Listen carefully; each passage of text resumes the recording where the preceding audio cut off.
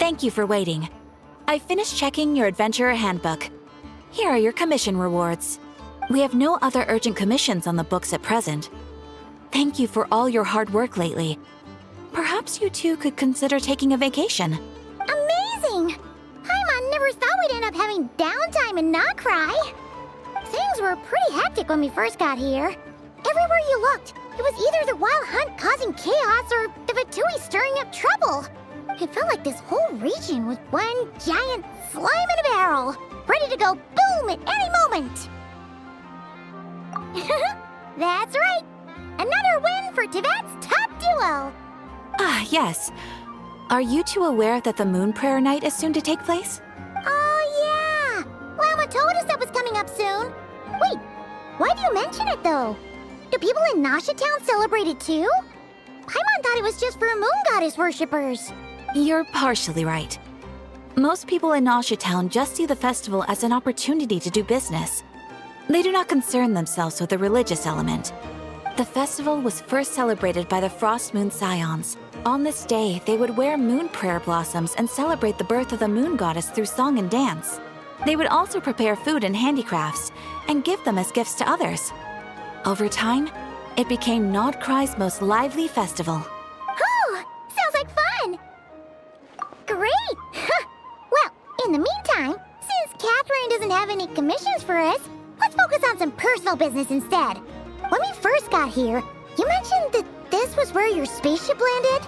We didn't get to follow up on it at the time, because we got wrapped up in that whole rare situation, but now we can finally start investigating it properly. Well, there's a saying Paimon's heard around these parts, which goes, if you lift up a rock, you'll find something you weren't looking for. By that logic, you'll never find what you're looking for while you're searching, but the moment you stop looking, it'll jump right out at you. Could be worth a try though, right? Anyway, Paimon suggests we focus on other stuff we want to do for now, and just keep an ear out for spaceship-related intel as we go.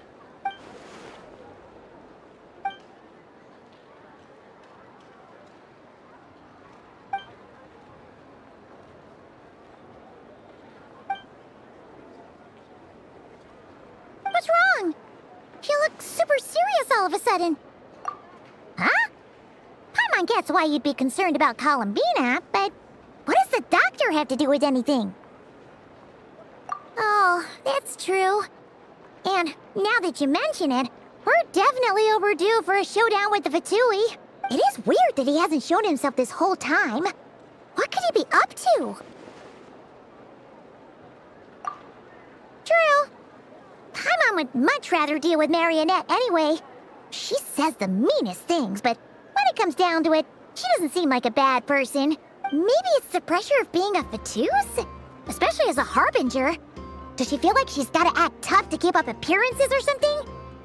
But then, every time we headed out with Rarier, she always wound up having to repair Polonia and her other robots.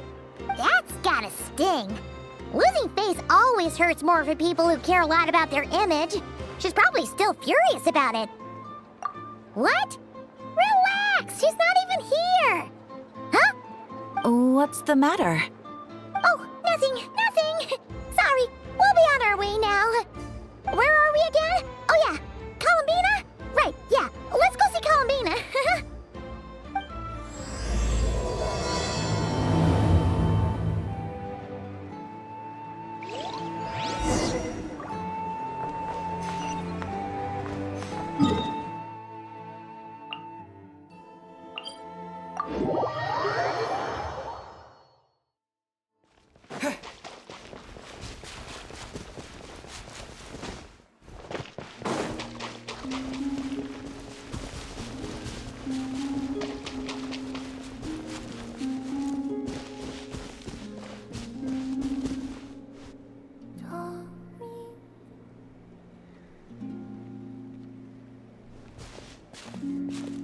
She's sitting up!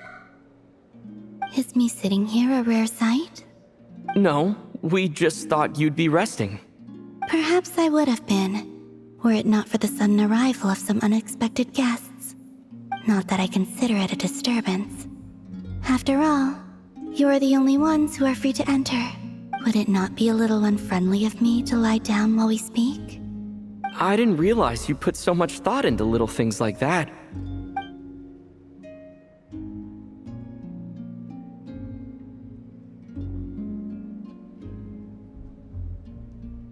Only sometimes. There have been moments lately where I think about you and your companions. They are warm, mysterious, and cozy memories. Very few of my past memories are anything like that. They say that travelers return home bearing bags full of souvenirs. But my luggage was empty, and I believed it would stay that way. Return home? So, you're still planning on returning to the moon? Yes. This planet continues to reject me, reminding me that I do not belong here. If I remain in Teyvat, there will come a day that I disintegrate. And I don't mean reduced to dust, or turned into food for the flowers. I mean, I will cease to exist entirely. Alright then. Well, we're sure gonna miss you. But it sounds like we'll have to say goodbye. How do you intend to return? The moon prayer night is soon to arrive. On that day, the moon will be closest to Teyvat. The Kuvaki in this land will reach its peak at that time. I merely need to grasp the tide, and with relatively little effort. Oh, Paimon gets it! It'll work like a slingshot! You make it sound like she's gonna get blasted up to the moon. If I did that, I suspect I would crash into the false sky. I will be using a much gentler approach. But I do like the analogy. It's fun. You see? She gets Paimon's sense of humor. In the blink of an eye, the time has come to part ways. It does feel that way, doesn't it? Time seems to fly fastest when you are enjoying it. I have always thought of myself as a wanderer on this earth, and it has never expressed any desire to keep me here. Yet, just as I plan to depart, it tugs at my arm. Is this a gesture of affection? Or is the world mocking me? Oh. Were you hoping I can answer that? Yes. You are a traveler, so you must have a lot of experience in this area. Then, what I would say is, enjoy the moment. That's right! Don't overthink it! Happiness is happiness and joy is joy! The point is to enjoy it, not analyze it! I see. Then what I would say is, even though I am very tired right now, I am still happy. I can't tell from the tone of your voice. Oh, really? You don't think I sound happy? I'm just kidding. I could tell you were in a good mood today from the moment we saw you. Ah, a joke. Albeit not a funny one. Anyway, I assume you're here about you-know-what. Give me your hand. Actually, it's not that. There's something else we wanted to discuss with you. Oh. Then, do you still want to give me your hand? Or not? Sure.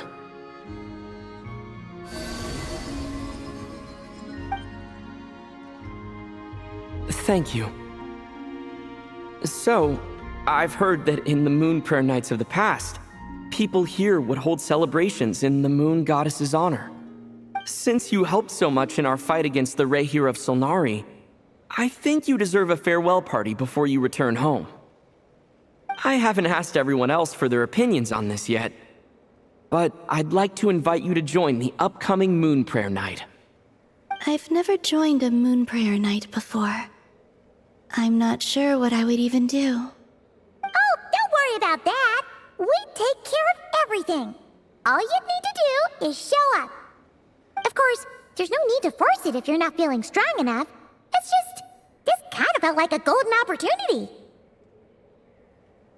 But they call me Kutar, and the Fatui have an arrest warrant out for me.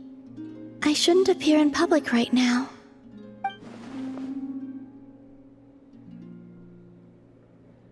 I'll make it work. You have my word. Yeah, we got your back. Well, he does. Paimon's actually not too sure what he's planning. All right, if you're sure. I will not refuse your invitation. I suppose it wouldn't hurt to pack a few more sights from this world into my suitcase before finally learning what my homeland looks like. Oh, if you see Lauma, please tell her that my answer to the question she asked me is neither yes nor no. Rather, it is, there is no need. That was kind of cryptic, but sure. Guess it's between the two of you. We'll pass along the message. Bye for now.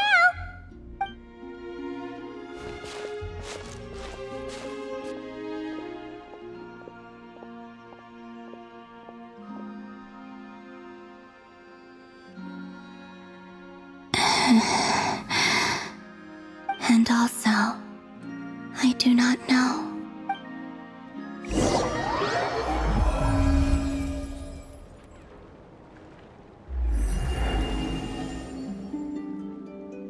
Since she's agreed to join the festival, let's go see who else wants to take part. Lauma's...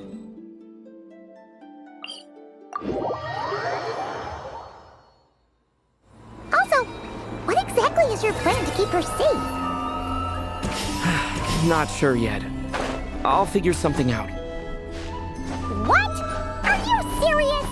And Paimon even gave you her vote of confidence back there! Why did you become so sneaky?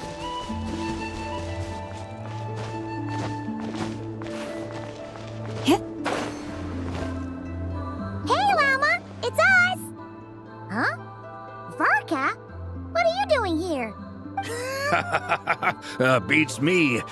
I had a bit too much to drink last night, and when I woke up, I was on Hisi Island. Mr. Varka is helping to oversee Nasha Town's preparations for Moon Prayer Night. He is here to go over some details regarding the decorations and custom cloth designs. Right, yeah, that too. What do you mean, that too? Yes, celebrating this festival is a long-held tradition here in Nod-Krai.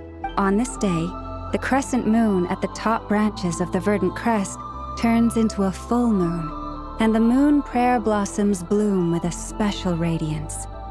Our people take these to be blessed omens. It's an especially welcome event coming off the back of all that nasty business with Rare.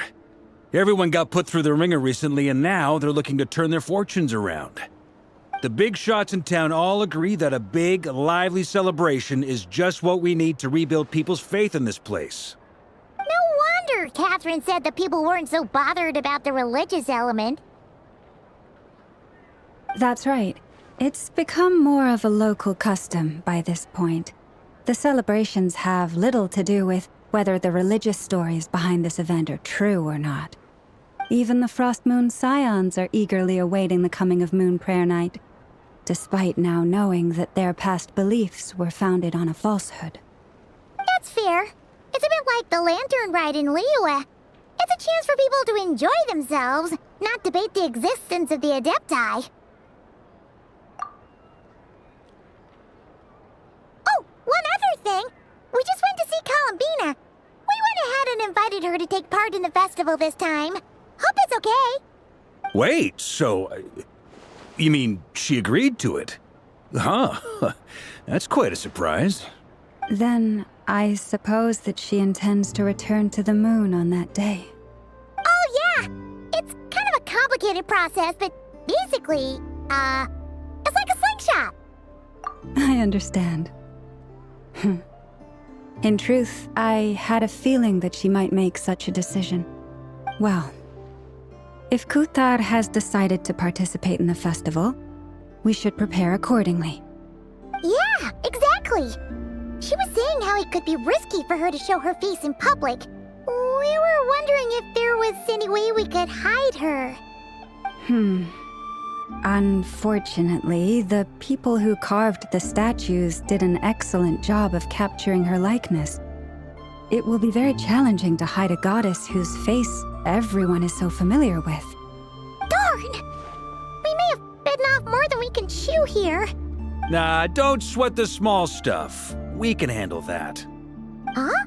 Are you saying you have a plan? Not as such, no, but the most important thing with a festival is to keep the mood light and your spirits up. You can't go preparing for a festival with those long faces. You'll never convince anyone to enjoy themselves. The Mondstatter spirit is strong with this one. As it happens, I agree with Mr. Varka. Let's start by making our appreciation for Kutar the beating heart of the festive atmosphere. And who knows? Once we get the ball rolling, perhaps everything will just fall into place. Hey! Did you catch that? Llama said the thing! Or close enough, at least. I'm looking forward to the Moon Prayer Night already. We have a festival in Mondstadt called Windbloom, and you can always tell which couples are celebrating it for their first time by the smiles on their faces. Big, beaming smiles like their whole face is glowing. And I have a feeling we'll get to see that same smile on the Moon Goddess's face at this festival. Not quite the same, surely. Anyway, I'll take care of business in the city, but I'll have to leave the decor up to you and the Frost Moon Scions. No one else can capture that traditional aesthetic quite like you guys. But lastly, there's the final key element that brings the festival to life. Companionship. Before you leave, let me show you something that we've been preparing. Mr. Varka had asked to see it already, so you may as well tag along. Also, I have some further questions about Kutar's decision.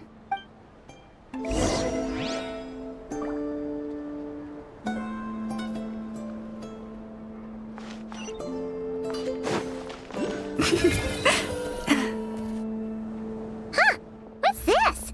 They sure look like they're having fun. I believe so. Kuhenki seem very skilled at playing drums like these, although I'm not sure where they learned it from. Maybe it's an innate talent? In their eyes, they're probably just playing with toys.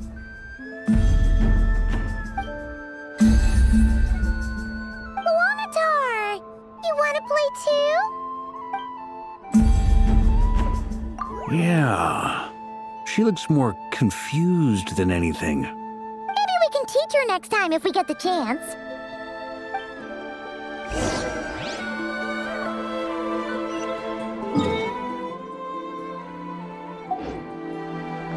What are these floaty things? Moon veils. We hang them from building. Everyone seems hard at work. They are preparing items for Moon Prayer Night. For instance, the sculpture being made over here, Mr. Varka and I were just finalizing the details of where it will be placed. Ah, there she is. I didn't know the finished article would be so large. Not to worry, though. All the necessary arrangements have been made. Just let me know once it's ready, and I'll get some people to ship it over. You have my thanks. And over here, we are preparing a very traditional confection. Oh, look at all these colors! It looks great! Can Paimon try one? Of course. I have a feeling you'll like it a lot. You bet! Sweets and treats are Paimon's favorite! If you included those in the Feast of the Moon, I bet Paimon would have joined the Frost Moon Scions by now. There will also be verdant crests like this present in Nasha Town during the festival. The timing of Moon Prayer Night is not completely set in advance. We make a rough estimate, then observe the changes in the verdant crests and moon prayer blossoms to guide us. As such, the wait itself is a fun feature of this particular festival.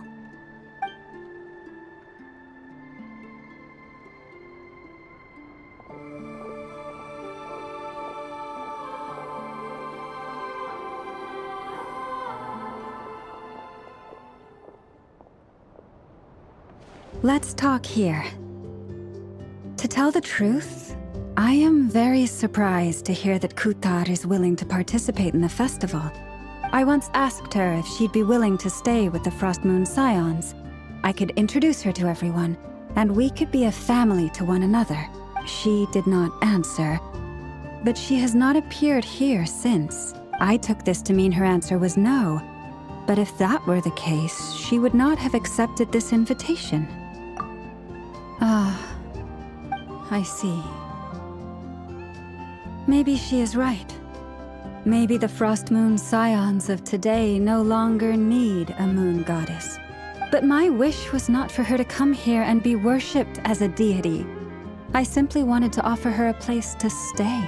I'm sure she believes that showing herself here might invite Fatui intervention, and as such, she does not wish to cause us trouble. But what really pains me about all this is that this is her birthplace. She ought to belong here, yet no one has been able to grant her shelter. I think I'm qualified to weigh in here. When someone's about to depart on a long trip, what they need is blessings, not burdens. We should wish her the best, not make the journey harder than it already is. Anyway, she's agreed to attend, hasn't she? All we need to do is simply respect her decision. I see your point. Yes, she will soon depart after all. Our job is to leave her with some happy memories. Besides, who's to say her journey to the moon is a one-way trip? It's not like she can't come back and visit if she wants, right? Paimon agrees wholeheartedly. Festivals are all about having fun, so let's keep it simple. All right, I'm gonna head back to Nausea Town soon. Want to come with? I'm guessing you have some other folks to visit there. Sure thing, let's go! Bye for now, Wilma! Thank you all. Goodbye.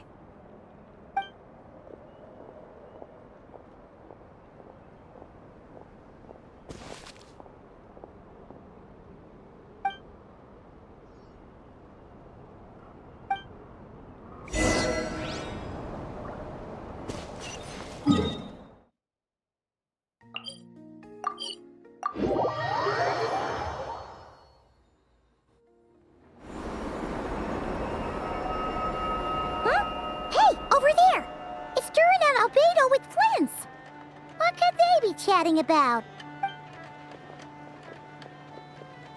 Your guess is as good as mine. Ah, Grand Master, and the Traveler and Paimon. Hello there. It's been a while. Perfect. We have some new volunteers for our investigation. Wait, let me guess. The righteous Lightkeepers are finally ready to hunt down the Abyssal Dragon? Haha. Yes, that too. Yeah, right. Oh, wait. Why does everyone keep saying that too? Well, to be precise, the facts match, but not the causality. Wait, so I guessed right? Half right. Don't act so impressed with yourself. Maybe I can explain. We ran into Mr. Flint's north of Nausea Town. At that time, we just noticed a few abyssal creatures out in the wild, but the strange thing was, I didn't detect any traces of abyssal energy on them at all. On closer inspection, we realized that they were not real monsters, but something akin to reflections in the water, or perhaps a mirage. Huh? What do you mean? Like, you could see them but not touch them? Exactly. It was very peculiar. They roared and tried to attack us, but we could not make any physical contact with them. I think I've heard of things like that happening in Nod-Krai before, but I don't know much about it. Yes, it's a known phenomenon. Mirage-like illusions tend to appear in Nod-Krai in the run-up to Moon Prayer Night. From a distance, they appear quite real. I myself thought that Misters Durin and Albedo were locked in battle with abyssal monsters when I first arrived. But after sharing intel and investigating a little further, we can confirm that these illusions are harmless. There is no great cause for concern. All the Mirage stories I've heard are either animals, rocks, or small houses. Abyssal monsters, though? That's a first. It's a first for me, too. So I'm planning to look into it further just to be on the safe side. I intend to inspect a few more locations. What about you two? Any plans? Alice contacted me a few days ago. She'd like me and Durin to assist her with an experiment. but we lost contact shortly after receiving the message. I'm sure that comes as no surprise to anyone familiar with her. We don't know when the wind will blow, yet when the wind blows, we will know. That, in a nutshell, describes how Alice operates. Yeah, that tracks. Okay. Well, I suggest we investigate this Mirage business in the meantime. It's piqued my curiosity, and I'm pretty sure I know someone who will already be 10 steps ahead of us. Well said.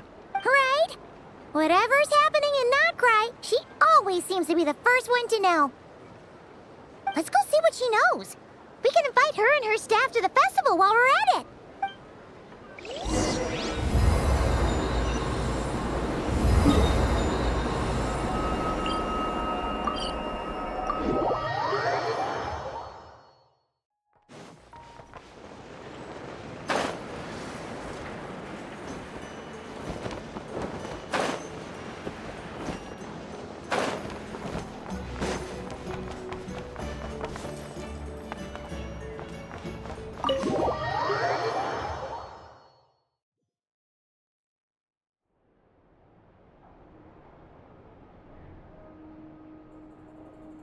You're right, I have noticed. There's certainly something a little fishy about this situation. Only a little, though. Records indicate that this phenomenon can occur in the days before and following Moon Prayer Night. That said, it has always been a rare sight in the past. The odds of encountering these phantoms are similar to looking up in the night sky, happening to see a shooting star, and managing to make a wish before it disappears. But this time, either everyone's getting lucky, or they're appearing far more frequently than usual. Yehoda's out gathering intel as we speak. In the meantime, let me check off some points of interest. First, the Abyss. The ones we saw seem to be abyssal monsters. Indeed. But we have identified one location where many more of them have made an appearance. And not just monsters, but human phantoms, too. Given the scale and nature of the phantoms, it's almost as if someone's last memories are coming to life. Or perhaps the memories of multiple people. Oh. So you mean the phantom monsters are hunting down the phantom humans? Exactly. The phantoms can interact with each other, but we have no means of intervening. In addition, some of the human phantoms would seem to be from the very distant past. This is clear both from the clothing they wear and the stories they tell. They claim to be from Hyperborea, a name which I've heard from Lauma before. If this is true, it means they must be from 6,000 years ago. Did Paimon hear that right? 6,000 years? It sounds like this merits further exploration. That'd be a big help. I'll leave it with you, Albedo. My knowledge of ancient history is non-existent. I used to doze off every time the pre-Knights Favonius era came up in class. It's quite a miracle that you were able to understand these phantoms' speech, given how long ago they lived. I suppose you're right. But I'll leave the archaeologists to ruminate over that conundrum. As an intelligence broker, my sole interest is in the value of the information I gather. Which, in this case, hopefully means earning myself some good favor with our dear Lady Moonchanter. So calculating. Whew, this intel broker logic always catches Paimon by surprise. Sounds to me like we could split the work up. I think the abyssal phenomenon is best left to Albedo, Flint's, and me. Agreed. It coincides with my duty as a lightkeeper. For my part, I'd like to understand the abyss better. Even a little knowledge would go a long way. This is certainly a rare opportunity to study the Abyss. But even rarer, perhaps, is the chance to make contact with the Ancients. The Curatorium will take the lead on investigating the Hyperboreans. We put in the work to learn what we know so far. It seems only fair that we get some quantity of exclusive intel. That just leaves our trusty team of 2 unassigned. Since you became an honorary knight, of course. This was part of my grand plan all along. Ha ha ha! Oh yeah, by the way, we managed to convince Columbina to come to the Moon Prayer Night celebrations. Would you and Yehoda like to join too? She agreed to that? Huh. Quite an achievement. Never underestimate the traveler, I guess. I'd be happy to join. No point shutting myself inside when the streets are all decked out. I doubt any clients will be visiting during the festival in any case. And Yehoda loves a party, so I'm sure she'll jump at the opportunity. No. No. No. No. No. No. No. No. No. No. Way to contradict me in front of... Wait. No, that's not what I have bad news, boss. So many people. All right, everyone inside. Quick.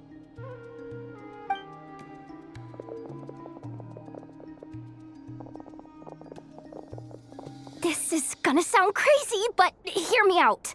I saw one of those phantoms at Star Sand Shoal, and it was some sort of flying ship. Like a spaceship? That's gotta be the one you came to Tibet in. You said you saw the same thing through the moon marrow, right? Huh? You already know about it? Ugh, I thought I was gonna blow people's minds. Turns out I'm the last to find out. Wait, back up. You came here in a spaceship? Now my mind is blown! What's it like on the inside? Was it like flying through space? I want to know everything! Yep, exactly. Huge discovery. You're the best, second best intel broker in the world. After your boss, of course. Wow. Really? Well, I don't know if I'm all that, but... I guess that decides where we're heading next. Come on, don't look at me like that. I know the spaceship doesn't have anything to do with me, but you don't want to leave me as the only one twiddling my thumbs, do you? Please? Fair enough. You can tag along. In that case, let's meet back here to discuss our findings once we're done. I wish everyone a productive investigation. You too.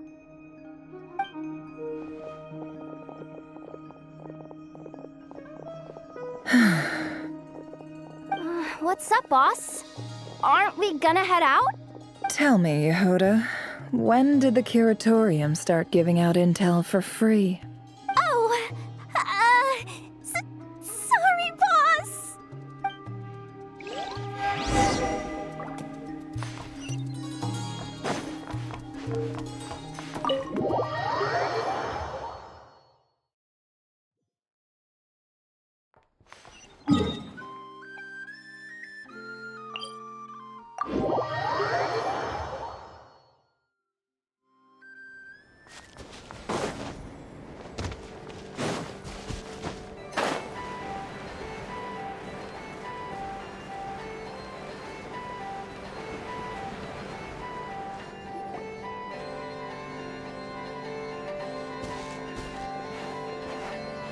Wow, what do you know? Yehoda was right on the money. This phantom really is your spaceship. But that's so weird. Why would it show up here? Is it some kind of projection? Or a ghost? Like, maybe it no longer exists, but somehow it left an afterimage? Ah, you're already here. Miss Lauma, what a surprise. I thought you were busy with festival preparations. I was, until one of our people informed me that a strange sight had appeared at Star Sand Shoal. No one's ever seen something quite like this before. I thought I should see it for myself. Same here. Oh, so we heard that these things appear around the festival period. Any idea why that is? Unfortunately not. We have very limited information about them, since they can't be interacted with. and no human phantoms have ever made an appearance before now. The most we've been able to deduce is that these sightings appear to be connected to the increase in Kuvaki energy around this time. Yeah, seems like that's all we can do. This is all so confusing. Allow me to lend you a hand.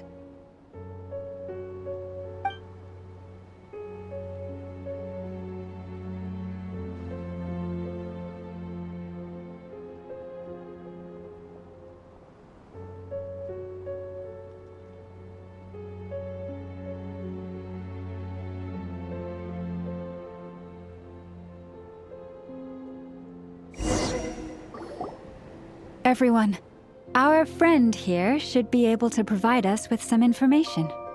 Is that a phantom rhymehorn deer? I've heard about how the Frost Moon Scions live in harmony with the animals and can even communicate with them. That's coming in handy now, for sure. Okay. Yes, I understand. Then how about this?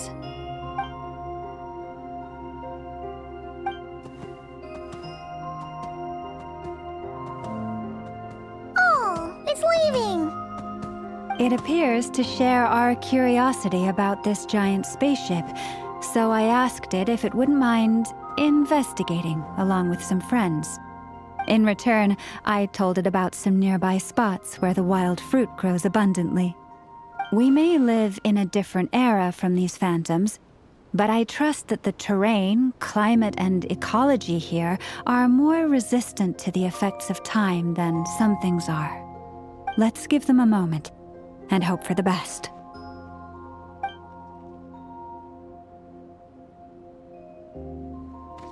All back together? Must have been a lot of fruit. Indeed. Now let me ask them some questions.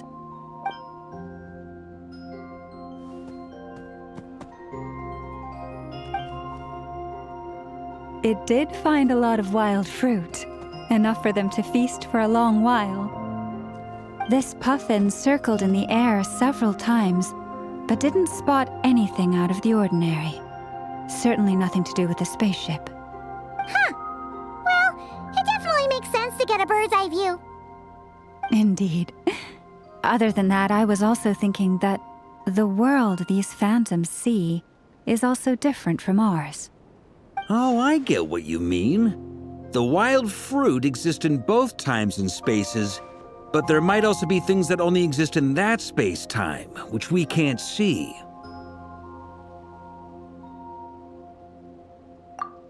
Good point. Great thinking, Llama. Blunthorn rhinos can use Kuvaki to shift great rocks, but this one says it couldn't get that ship to budge by even an inch. The sniffer mole tried too, but despite being a skilled digger, it could not get through. They say that the spaceship looks robust and undamaged. It seems completely impervious to any and all attacks. Whatever lies within is well defended from harm. So, just like us humans, there was nothing they could do about this spaceship either. Yes, still, they deserve our thanks. We are grateful for all your efforts, dear friends.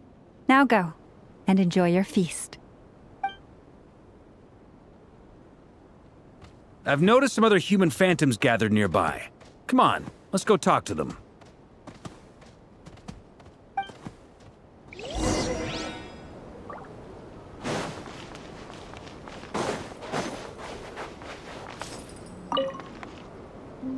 What is this thing? I've never seen it move, and there's no way to get inside. Goodness knows. My grandpa says it's been sitting here at least since his grandpa was still alive. What about his grandpa? Did he say anything to your grandpa's grandpa about it? Huh? I don't know. In all likelihood, it was here back then too. Hard to imagine something this huge could move. Guess that means that as far as they're concerned, this ship's been around a long time.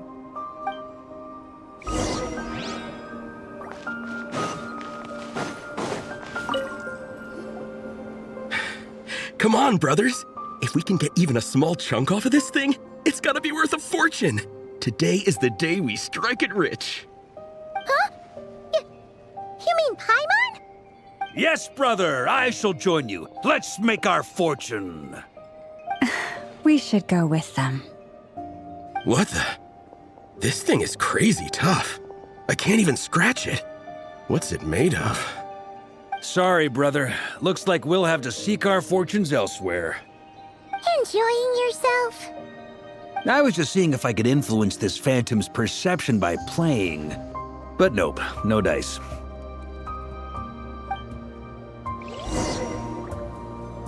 I'm sure we're all starting to build up an idea of what's going on here now that we've spoken to some of the people. These phantoms are reenacting real historical events in Nod-Krai. It's almost like we're in some kind of interactive stage play. We can talk to the actors, but the plot is fixed and we can't influence it. It makes sense. History is set in stone. The objective facts of the past cannot be changed. Paimon totally thought you were just goofing around earlier. But actually, you were doing some serious investigating. Of course I was. Anyway, at this point, I think we're forced to conclude that although the Phantom spaceship is right there in front of us, we aren't going to learn much about it from these people.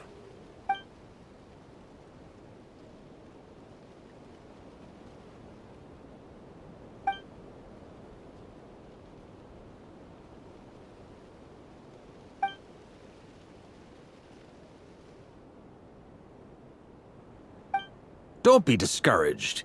If nothing else, this is proof of the ship's existence. And think about it. So many people tried to hack their way inside, but no one could get the door open. It's made of very tough material. To me, that says that we'll either find the ship itself or the story behind it. It's just a matter of time. Huh. Every now and then, when Varka gets serious, he actually does seem like Grandmaster material for once. I wonder how the others are doing. Let's head back for now. Sounds good. Also, drinks are on me if Team Knights of Favonius is the first to finish. Wait, we have a team name now? Am I in Team Knights of Favonius as well? You're very welcome to join. We've even got a cathedral ready for you. Isn't that technically blasphemy? You wouldn't dare make a joke like that if Barbados was in earshot. Nah, I'm sure Barbados doesn't mind a little harmless blasphemy once in a while.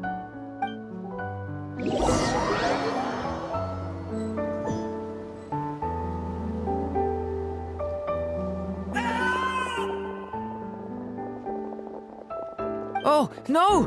Get away! Oh.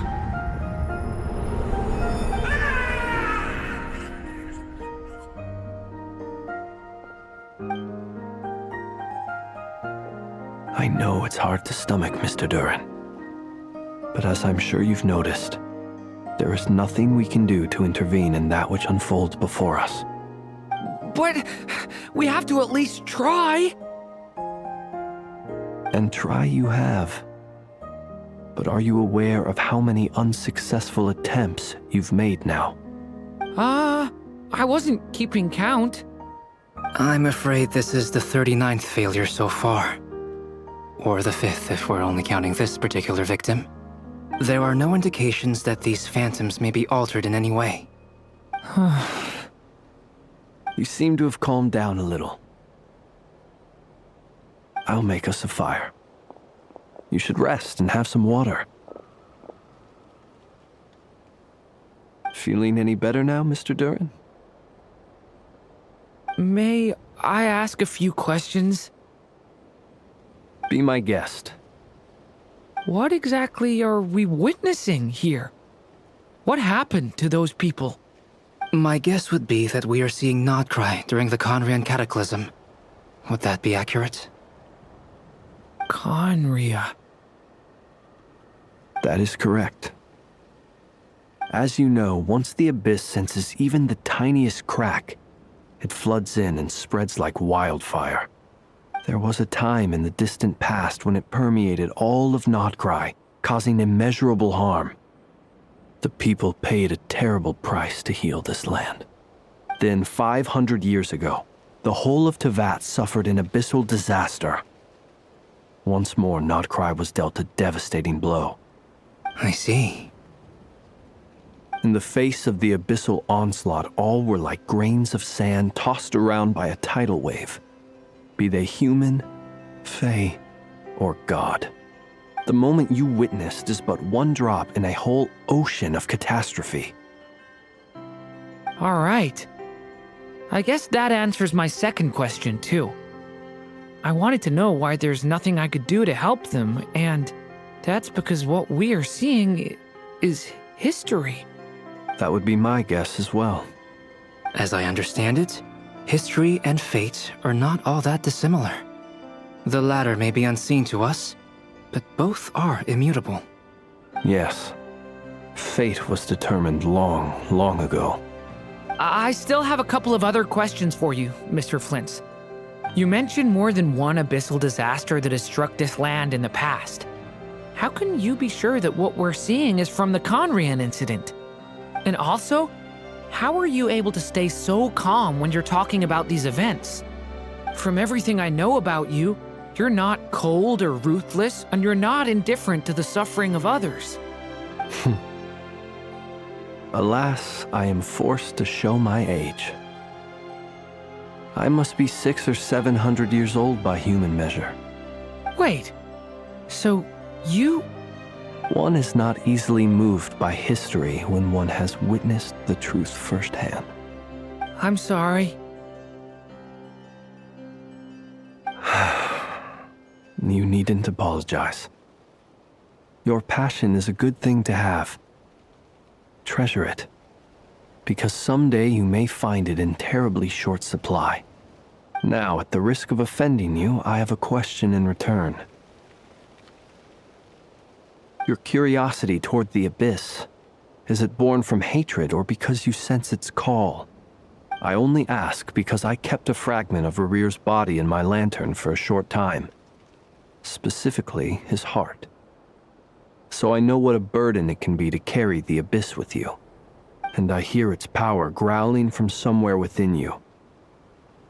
In my eyes, your mere existence is a miracle. My honest answer is... I don't know. I don't think I have the confidence to say for certain. What I will say is the Abyss is not the only issue that haunts me. Even before I became who I am today, the question dogged me constantly. Should I even exist at all? My doubts remain unresolved. But when we fought Rarir, something became a little clearer to me. Sometimes it is the darkness within us that allows us to achieve the impossible.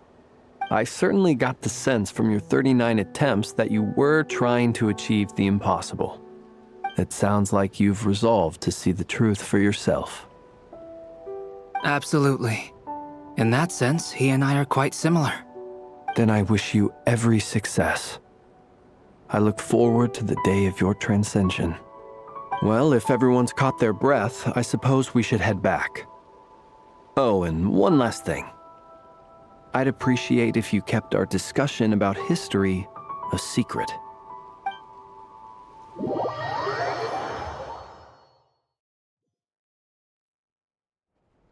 Incredibly, our separate investigations led us all to the same conclusion. Hooray for consensus! Yeah, but we barely learned anything, though. I totally thought this would be the mother lode. Talking with the ancients? I mean, come on! But nope, all we got was useless snippets of conversation. And all this stuff about moons and hyperopia. What a load of baloney. Seems like people back then had a few screws loose. I understand your frustration. We found the same issue.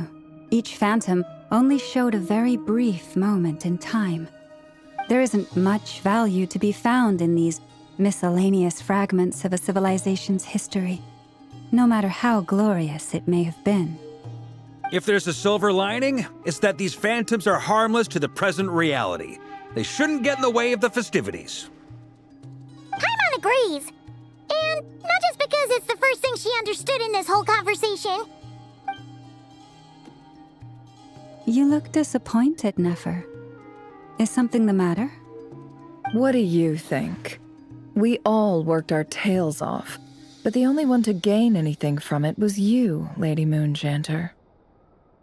Well, please do share the Hyperborean records with me. I will gladly inscribe them in our people's documents. Oh, duh! Yeah! That was it! Hyperborea! Hyperborea. I'm serious. Only an expert in the Frostmoon Scions and their history can turn these records into valuable research material. The alternative is to let them gather dust on the Curatorium's storage shelves until the pages turn yellow. Nefer, you're wise enough to know that cooperating and sharing the profits is the best course of action here. Well, that goes without saying. Sure, let's do that. Huh? But didn't you say we aren't supposed to give out intel for free? Sorry. Shutting up. Now is not a good time to push Nefer's buttons. Anyway, back to Moon Prayer Night. I'm thinking that we should prepare something a little special, aside from the usual decorations and so on. You mean a parting gift? Can't go wrong with food. Although, does food go bad on the moon? Perhaps a lantern would be a better choice. It might be dark up there. It could prove difficult to light a lantern on the moon. Magical stones might serve that purpose better. What about a clockwork mecha model from Fontaine? I've got a whole bunch at home. I use them for fighting practice in my free time. None of these sound like things she would be even remotely interested in. But we don't interact with her enough to know what she likes. Yeah. It would really save us the guesswork if someone could find out what she's into. Wait, what the? Traveler? They're all looking at you. Great! Haha, problem solved. Now, I need to stop by Dory's. Gonna need her help sourcing a bunch of stuff for the festival. Then let's leave it there for now. We all have our own business to attend to. Traveler, if you find out what Kutar likes, let us know right away.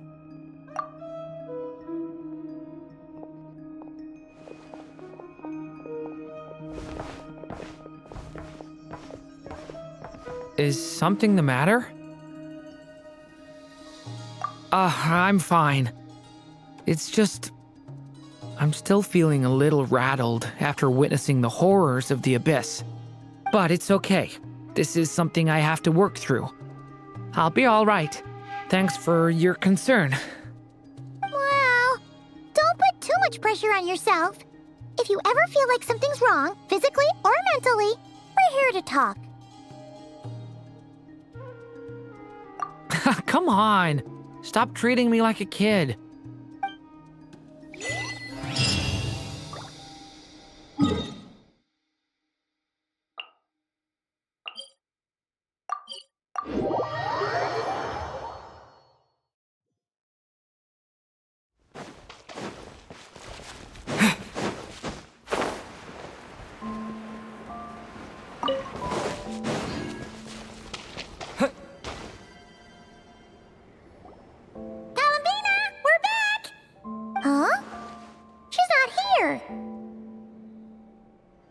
Weren't there a few Kuhenki here last time, too? Where did they all go? Walkies? For Kuhenki? You're not pets, you know. Oh, well. Looks like we just came at a bad time. Let's try again tomorrow. There's still a few days until Moon Prayer Night, so we're in no rush. Besides, she needs time to rest anyway.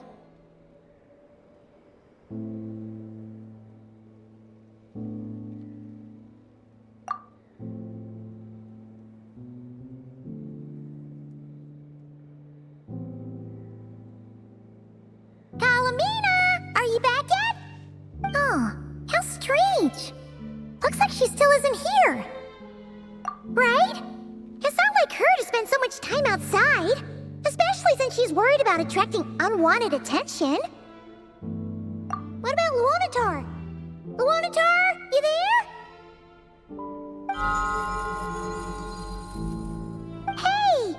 Do you know where Columbina went? Sorry, didn't understand. But if you know where she is, could you take us to her? Yeah, that's even stranger. What about him? Oh, that's not good news. They change color when Columbina gets weaker, right? And they look super pale right now. Good idea. She might know what's happening.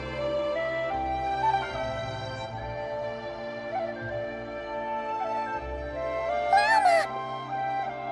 Ah, it's you. How is Kutar? Is she okay?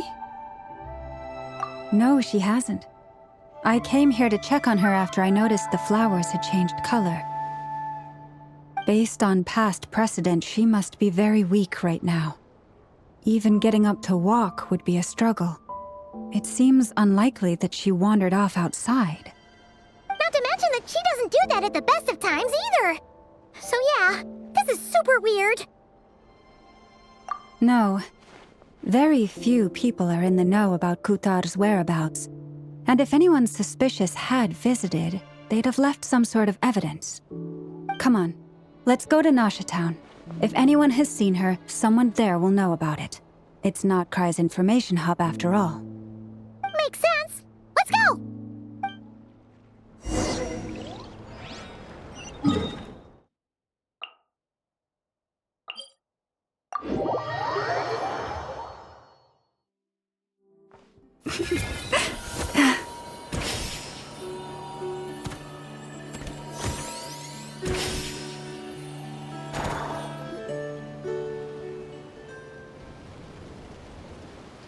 Wait a moment.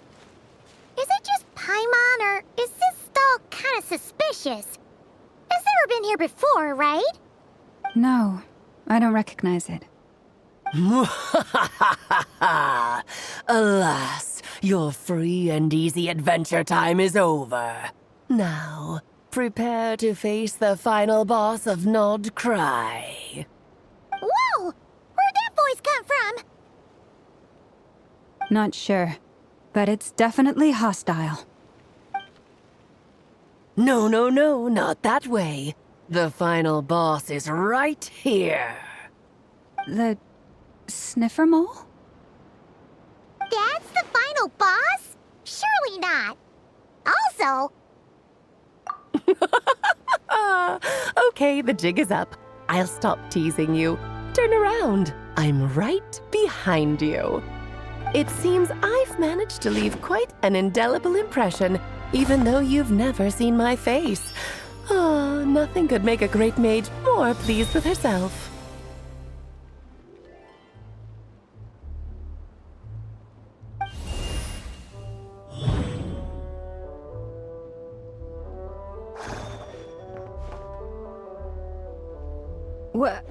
What is going on? I've heard that all the big shots in Teyvat have long, wordy titles that stun people speechless when they make their entrance. Unfortunately, none of them are affiliated with the Hexenzirkel, and we ourselves keep a very low profile. The notorious name-dropping doesn't quite work for us. Still, I, for one, think I'm really quite amazing. So that didn't stop me from coming up with a title anyway. Alice! It's really you this time? Not a lantern or a Dodoko, but Alice in the flesh? Oh, that's right. So, what do you think? How does it feel to finally meet me? You look like... Oh, that's the first thing you thought. A little surprising, but that actually makes me very happy. Because that means that when Klee grows up, she'll be just as stunningly beautiful as her mother.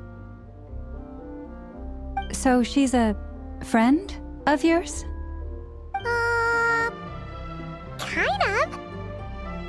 actually the first time we've seen her in person. I see. Madam Mage, that was, quite a powerful entrance. I certainly won't be forgetting it anytime soon. It's okay, Lauma, don't force it. Paimon will do the honors. This is Alice from the Hexenzirkel. She's a friend of ours, and of Arcus, too. That's right. She's a good person, just kinda unpredictable. Well, what is the human heart if not unpredictable? Hmm? If we could not do as we please, how would we differ from machines? I am Lauma, Moon Chanter of the Frost Moon Scions. It is a pleasure to meet you. Oh, I know. Before you got here, I spent a good, 15 minutes getting up to speed on Nod-Krai's present situation. In other words, I've read the whole in the last episode part, so we can skip the pleasantries. Fair enough. Well, Miss Alice, I can already tell that you have quite a unique personality. You'll get used to it. Paimon sure is. So anyway, what are you doing in Nod-Krai, Alice? Oh, I thought I told you already. This time, I'm the final boss.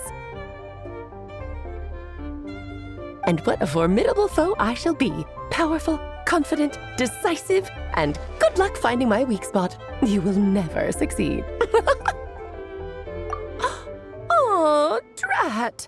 My one weakness, and you found it in an instant. Fate has been dealt a devastating blow. Thus falls the great Dodo King. Why are you playing along with this nonsense? For funsies, of course. What's wrong, Paimon? Are you disappointed in me? Am I a gigantic letdown? No, it's just... You seem like a busy lady. And this is the one time you've shown up in person. Paimon figured it would be for something more high stakes than just goofing around. You're quite right. I'm here in Nod-Krai because something big happened. Something big enough it caught the attention of the Hexenzirkel. It concerns the 3 moons, Tevat's borders, and of course, the moon goddess you are currently searching for. Kind of. Why don't we discuss this over a pot of tea? My main reason for coming on this trip to Tevat was, of course, to have some fun. But I do technically have a job to do as well, namely, maintaining the stability of Tevat's borders. I'll skip over the complicated parts, but to sum it up, abyssal energies are all that lie beyond Tevat's border. We'd find ourselves in a real pickle if they ever made it through. And the phantoms you've been seeing are a sign that the border has been disturbed. No wonder they tend to show up around Moon Prayer Night.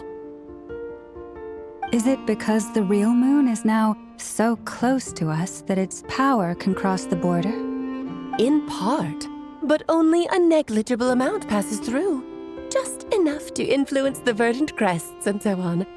And as you've noticed, there has been an unprecedented number of phantoms appearing this year. The influence of the moon beyond the border cannot explain this. No, there is another far greater factor at play. The trilunar syzygy. A trilunar syzygy? Eons ago, before the heavenly principles came to Tevat, it was the then 3 moon goddesses who controlled the laws of this world. Oh, that's exactly it! The 3 goddesses split these powers amongst themselves, promising never to consolidate them into one singular body. This was meant to keep the world stable. But, fast-forwarding to the present, the eternal moon's marrow is with you, while the iridescent moon's marrow, which should never have appeared in this world, has been retrieved. Add that to the presence of a moon goddess in the flesh and... the power of all 3 moons is gathered here in Nod-Krai. There hasn't been an event like this since the War of Funerary Flame. And it's having a noticeable effect on Tevat's borders. Because I wish to give my darling daughter a peaceful, sunny environment to grow up in. Is that a good enough reason? Kinda sounds like you're dodging the question, but it does make sense.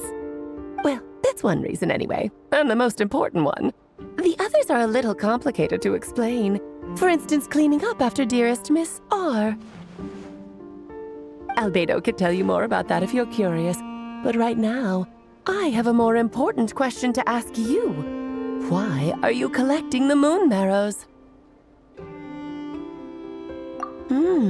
I see. Nicole told me about that legend once. Nicole? You mean meet Anne? Oh, so you remember. Yes, of course. That was a story about fate, her area of expertise. But back to the story of our dear moon goddess. I'm afraid her intended method of returning to the moon is unlikely to work anymore. What does that mean? She may be missing, but she hasn't gone anywhere. She has disappeared.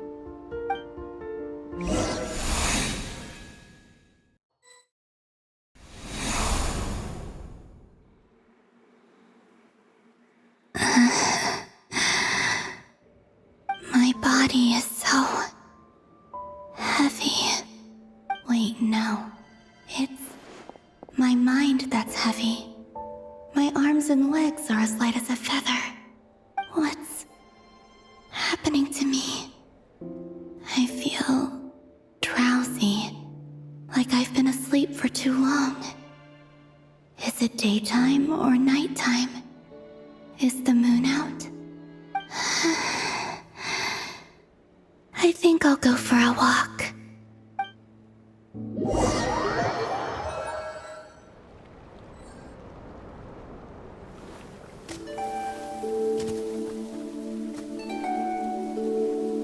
Are you out for a walk too?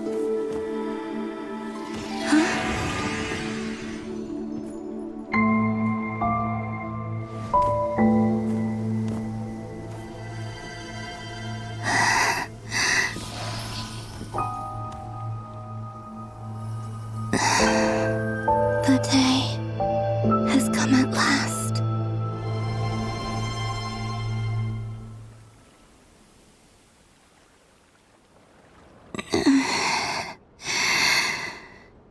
Have I grown so weak that I can't even sustain my physical form? But Moon Prayer Night is nearly here. I was so close to returning home. Death is near. Is this how it ends for me?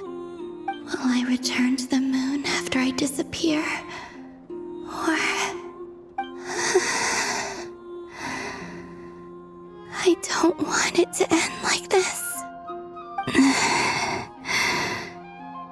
So far, at least, I still exist. Even if not physically, I can still feel.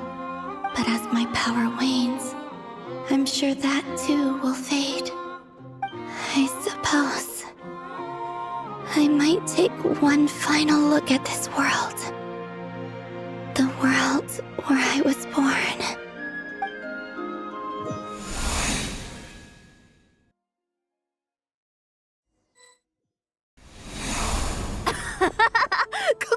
Come on! Wait for me! The Frost Moon Enclave. How much it has changed since I was born. These decorations, they're so heavy.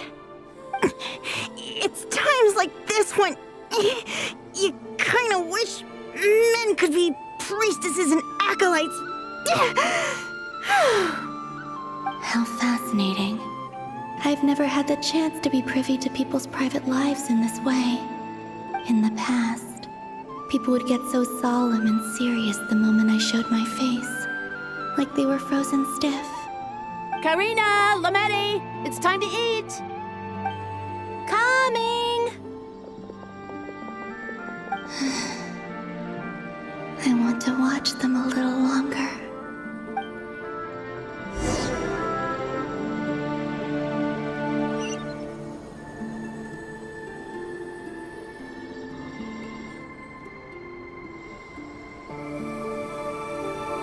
So just fill these balloons with air, right? Yep. Try a couple now to test things out. The rest can wait till Moon Prayer Night. Think fast. Rita! Teasing an acolyte of the Frost Moon Scions? Surely that's a punishable offense. Take this!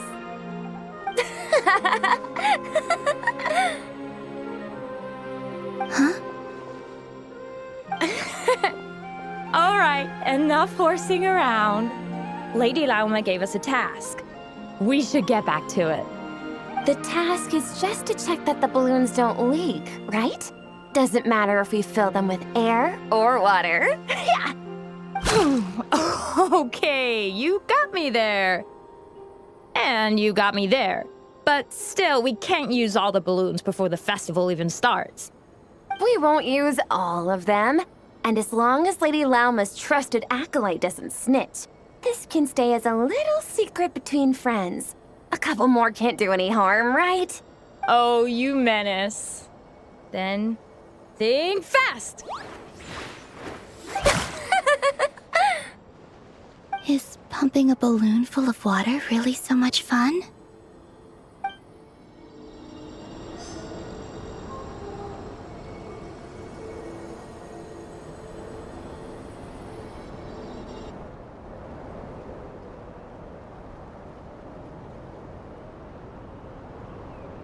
I'm sure you're both tired from playing all day. Come on, eat up. A plain, humble meal. That has always been the way of the Frost Moon Scions. Huh? How come Lamatti got a midsummer berry dessert? Oh, I always get Lockaberry. I don't mind sharing. You can have a bite of mine if I get to have a bite of yours. They're sharing food? I've never shared food with anyone before. Even at the Harbinger tea parties, everyone just ate off their own plate. And when I couldn't finish my food offerings from the Frost Moon Scions, they'd leave the leftovers out under the moonlight for the animals to claim. Hey! That was 2 bites! Oh, then you can have another bite of mine. Oh, you too. Oh, don't fret now. Here, have some of Granny's too. So this is what it means to be family.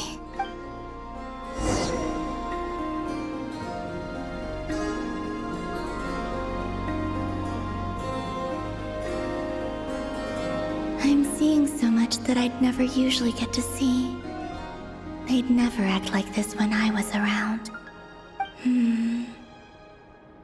It's nice, being able to just watch people in peace in these final moments. What a rare opportunity. I think I'll go take a look around Nasha Town, too. Maybe the Traveler will be there.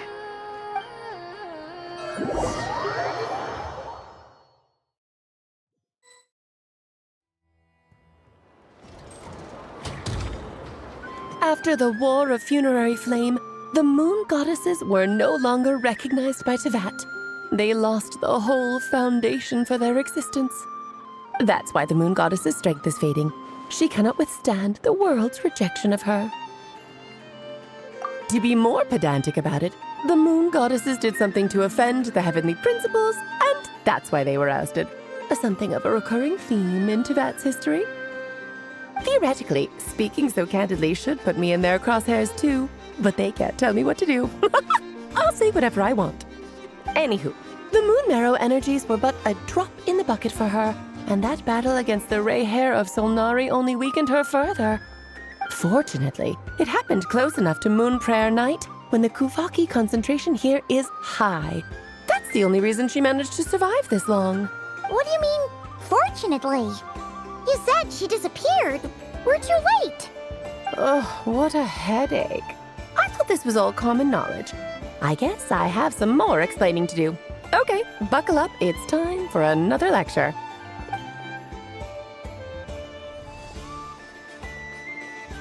Now, I said earlier that the Moon Goddesses lost the foundation for their existence. The reason for that has to do with the natural order. Basically, the rationale for their existence in Teyvat was lost. The same logic applies to the present moon goddess too.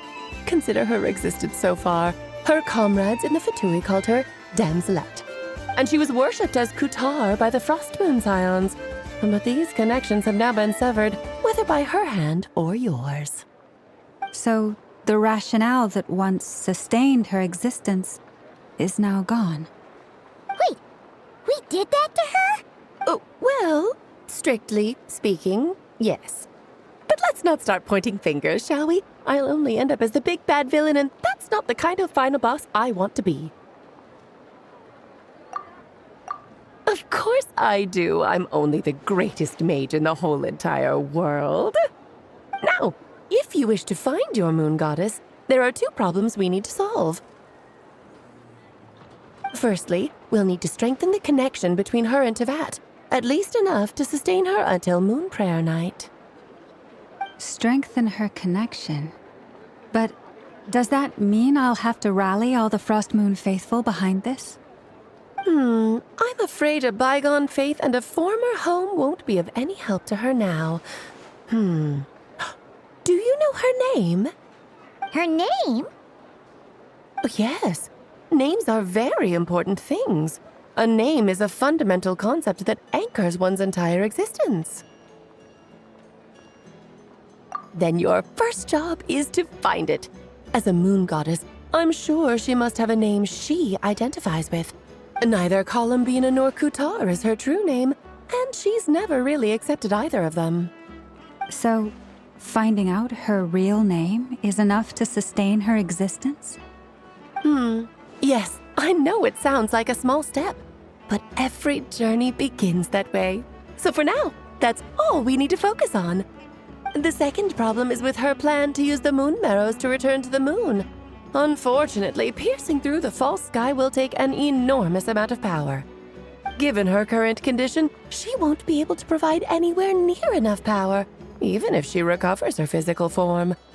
But no need to fret. Nicole's the expert in this field, and I'm sure she'll figure something out. Wait, Mage N is going to help us out too? That means we've got 2 Hexenzirkel mages on the case. This is turning into a pretty big deal. Actually, this is more of a side quest for me. Like you said, I'm a busy lady, so I can't stay for too long. I'll have to return to Tevat's border soon. That's the upside you get for looking out for my little Klee. Hopefully that will incentivize you to carry on keeping her company in the future. Anyway, jokes aside, you'd better get moving. It will take quite a miracle for the moon goddess's consciousness to hold out till Moon Prayer Night. Oh, I suppose I might as well tell you where Nicole is before I leave. Off you go now. Time to meet your new friend. Oh, yes, and a little suggestion. Don't forget to mind your heads. What? I wonder how Durin's doing. I should really go see him before I head back. You really are super busy. I most certainly am. There's so many children I have to keep tabs on just in Mondstadt.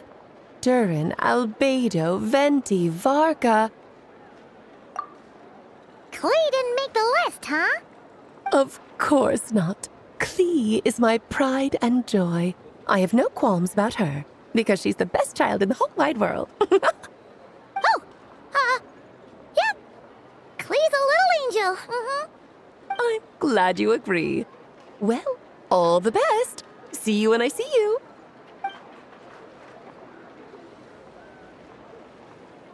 She left in a hurry. Yeah, she didn't pack up her stall. Should we handle it for her? I must say, I'm now very curious about her daughter. Klee, wasn't it?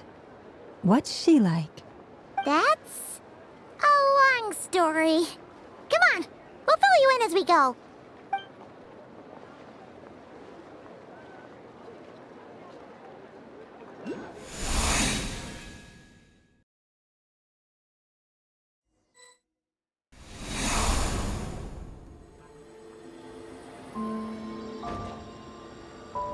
What a lively place. I've never experienced Nasha Town like this before. Hey, you old geezer! Your hammer's rusted through! Who are you calling old geezer? Are they quarreling? I'm looking right at him! You've really gone downhill since giving your daughter free rein in the workshop. Can you even swing a hammer anymore? It shouldn't take you days just to fix a single chair! You might as well use that hammer to massage my back for all the good it's doing. Don't run your mouth, or you'll get a back massage that'll put you in bed for the rest of your life. Look, the materials haven't arrived yet, all right? You know how busy it gets in the days before Moon Prayer Night. I'll bet you send all the materials to your little princess. Blood's always thicker than water, huh?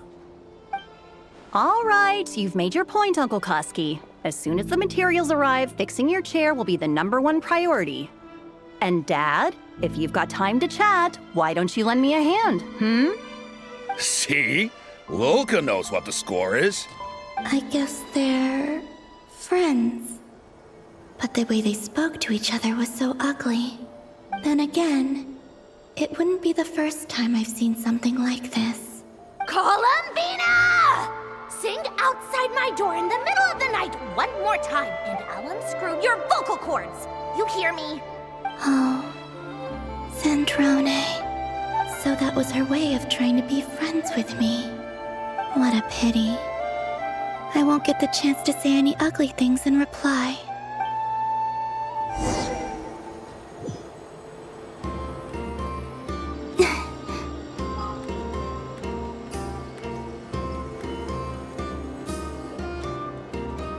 Hey, have you decided what to give her for Moon Prayer Night?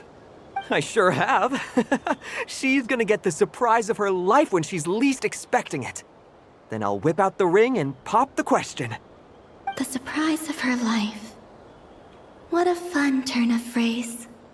Cool, I get the picture. You can spare me the gushy details. Ooh, looks like we have a customer. Hello there, ma'am. Would you like some Moon Prayer Night candy? Huh? Is he talking to me? Can he see me? Here you go. Oh. Come back anytime. Right. Now, where were we? I don't know why, but I still held out hope.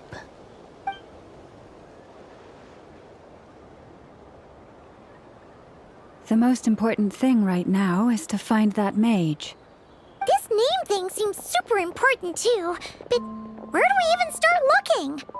I'd better go pay the Fatui a visit.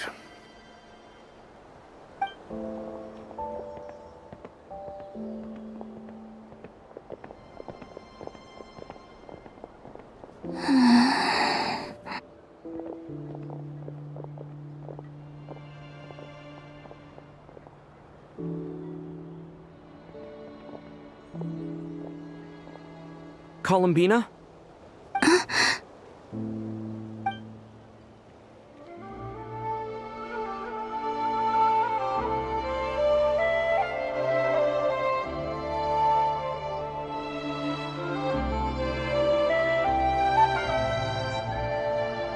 Traveler? Let's go! This is no time to be spacing out!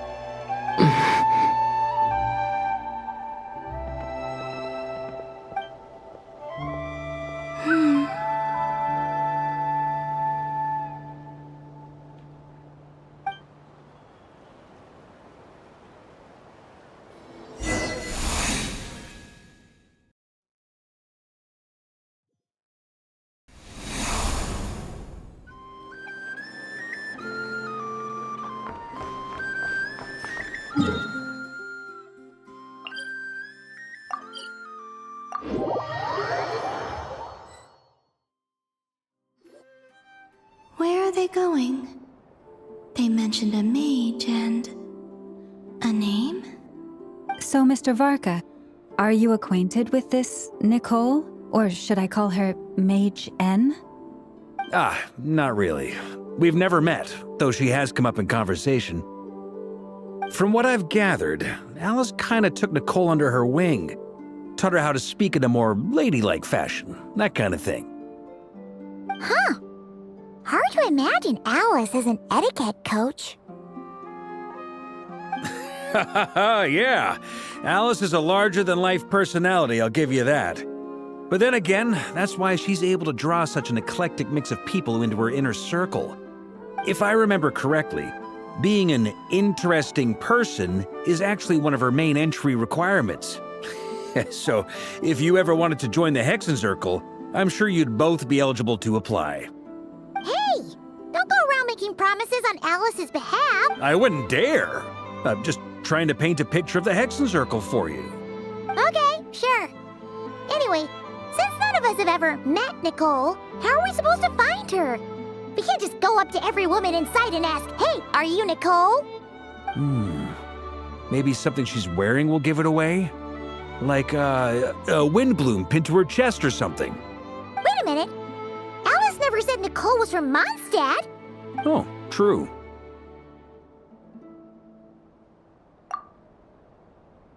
That would be this young lady, then?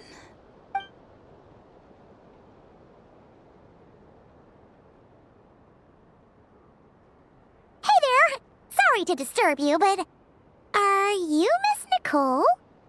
Varka, Knight of Boreas of the Knights of Favonius. Alice might have mentioned me before. Have we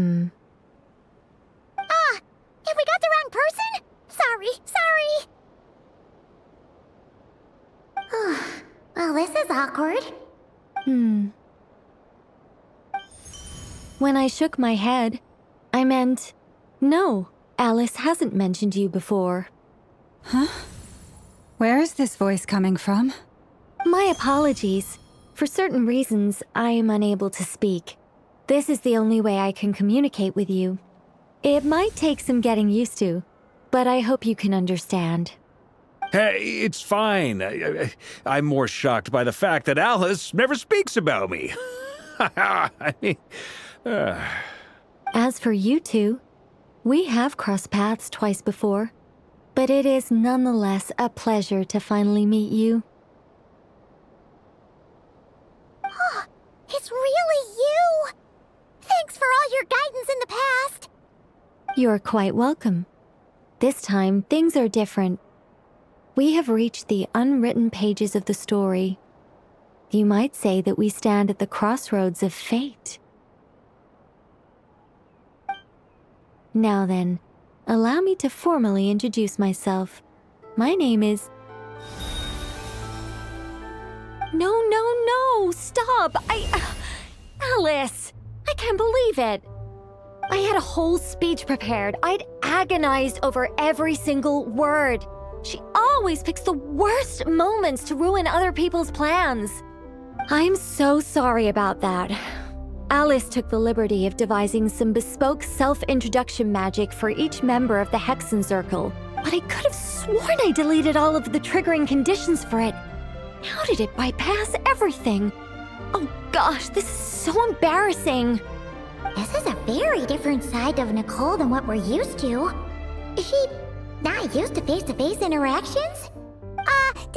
Don't worry about it. We've seen that introduction magic once already, so it wasn't too much of a shock. Please go on, Miss Nicole. We'd love to hear what you have to say, or, well, communicate. Huh? Are they talking to this lady? But...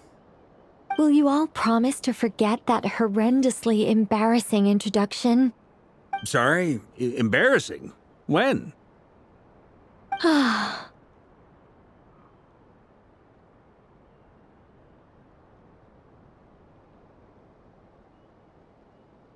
Yes, my name is Nicole, and I am one of a very few angels who have retained both their preferred form and their power. The Traveler and Paimon should be no strangers to this concept. There is another of our kind in Natlan. They call her the Lord of the Night. All right! Paimon remembers her. Yes. Well, I have retained more of my power than she. It's because I don't have a long-term duty to fulfill. To be more specific, no. We'll be here all day if I get into the specifics. Moving on. If I'm not mistaken, you are here because you wish to learn how one might reach the moon beyond the sky. That's right. Is that something you can give us any guidance on? Yes, I do know a way. It began with the Hyperboreans, who lived after the War of Funerary Flame. Blank looks. Maybe I should start with the background of the war. Or maybe not. It shouldn't be an issue. I'll fill in the gaps for you when we have more time. Anyway, after that war ended, the 3 moons retreated to beyond the false sky. The Hyperboreans were humans I once aided. They accepted the civilization and creations bestowed upon them by the angels. But despite accepting many blessings of the angels, many among them still held on to their faith in the moons. They were reluctant to accept the new order. Even after the War of Funerary Flame, they sought to contact the moon goddesses beyond the sky and receive their guidance. But all 3 had passed away by that point. This mage has a unique method of communicating. Is she talking about the moons? Yes, but they did not know. And so, still they prayed for the moon goddess's mercy. After building titanic structures that consumed vast amounts of Kuvaki, at last they glimpsed the moons and heard their voices. But of course, they were gravely disappointed. For it was then that they realized the 3 moon goddesses were dead. Oh, that's such a sad story. It is. Humanity was in a very sorry state at that time. The angels who had once aided them were gone, and the War of Funerary Flames had left them homeless and destitute. Just a second, I gotta ask. How relevant is all this history to the task at hand? Well, I mean, it's... Okay, it seems we've drifted into irrelevant narrative waters. It's been a while since I've had the chance to speak inside someone's head. As soon as I got started, I lost control and the words just flowed out like a waterfall. What I'm trying to say is... Right, yes, that's it. The relevant part is the ritual created by the Hyperboreans. The fact that they bypassed the false sky and saw the true moons implies that they successfully built a connection between Teyvat and the outside world. Which means, with enough Kuvaki and a sufficiently stable connection, it should be feasible to send one person over the border. Okay, so they built some kind of portal? Oh, yes. A portal. Yes. Is something wrong? You sound disappointed. I just didn't expect you to summarize it so well. It turns out I could have said all that in one word, if only I'd managed to think of it. No, please, it's fine. This is invaluable knowledge. I'll be sure to record and preserve everything in writing. Oh, really? Well, in that case, I suppose I could backtrack and add some more detail. I did gloss over a few things so far. Whoa, time out. Let's summarize what we've got first. The Hyperboreans were the last ones to use this method, right?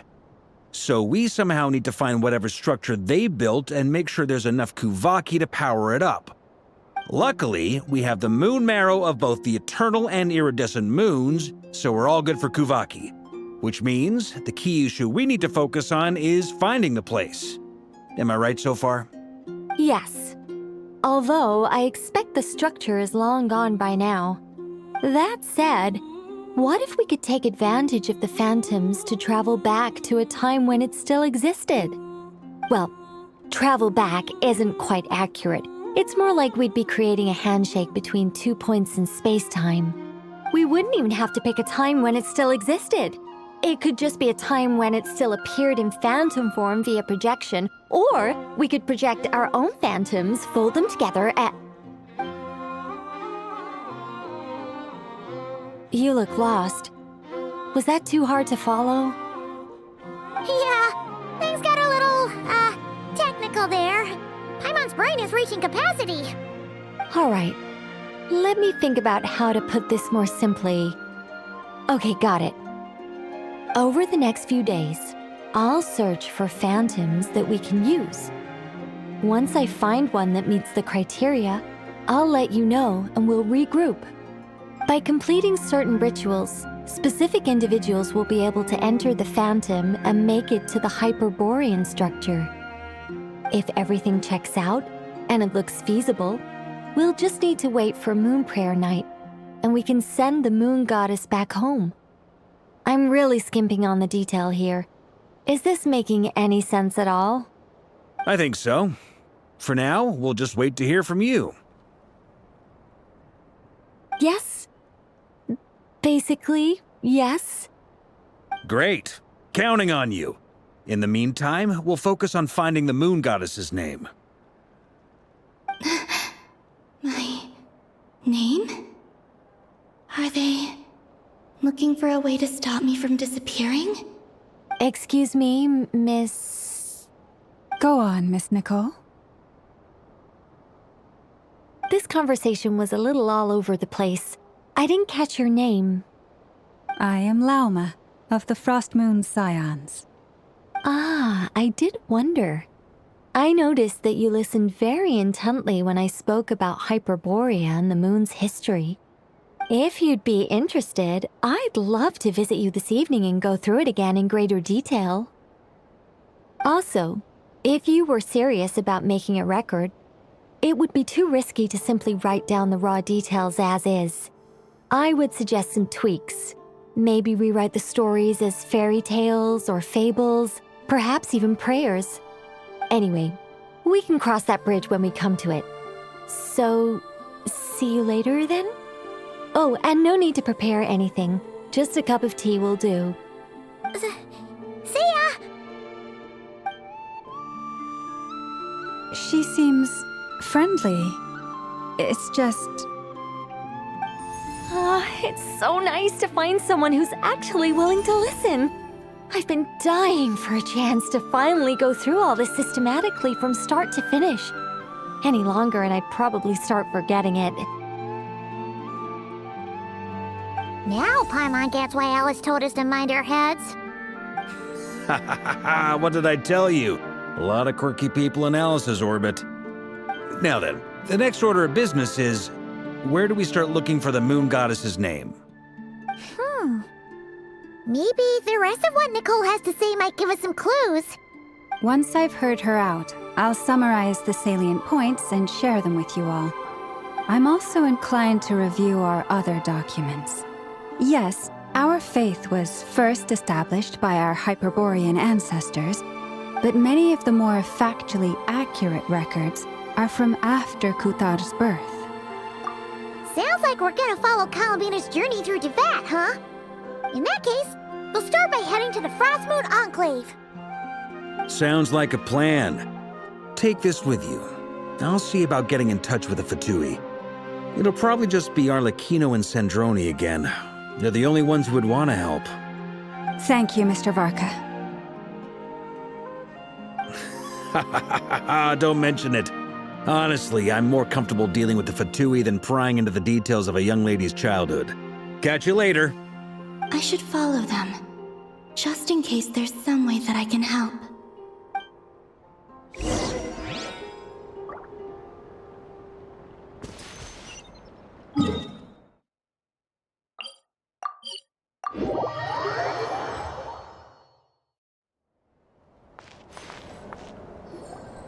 A while ago, I took the time to organize all documents in our possession that pertain to Kuthar.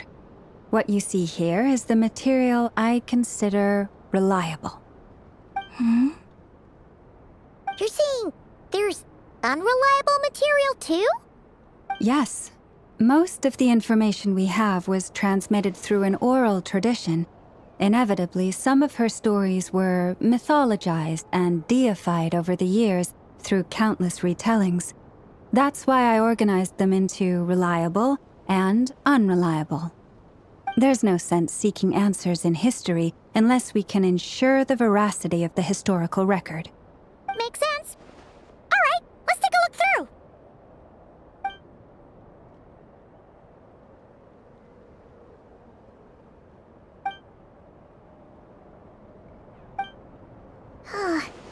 Almost all these records refer to Kutar instead of Columbina. Although neither of those is her real name. Paimon's not sure what point she's trying to make. What we can gather from these records is that the Frostmoon Scions worshipped her as a god, placing impossible expectations upon her. I cannot fault them for their earnest faith, but for all their devotion, worshipping her day in, day out changed nothing. I imagine that none of it resonated with Columbina. It wouldn't surprise me if, even back then, she had already begun to reject the name Kutar and everything it represented. Lama speaks the truth. When I heard them call upon Kutar with hope and expectation in their voices, they may as well have been calling upon somebody else.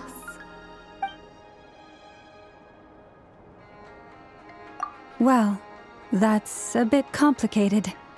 I looked at the level of detail, perceived authenticity, prose style, and how realistic their portrayal of Kutar seemed to be. Amongst the Frostmoon Scions of today, only I know of her existence, and I alone have spoken to her face to face. As such, I know that there are certain things she simply would never do. That being said, I have sensed some changes in her lately. Changes? Me? Seems like this is getting us nowhere. For what it's worth, why don't we check the unreliable sources too? Sure. Give me a moment.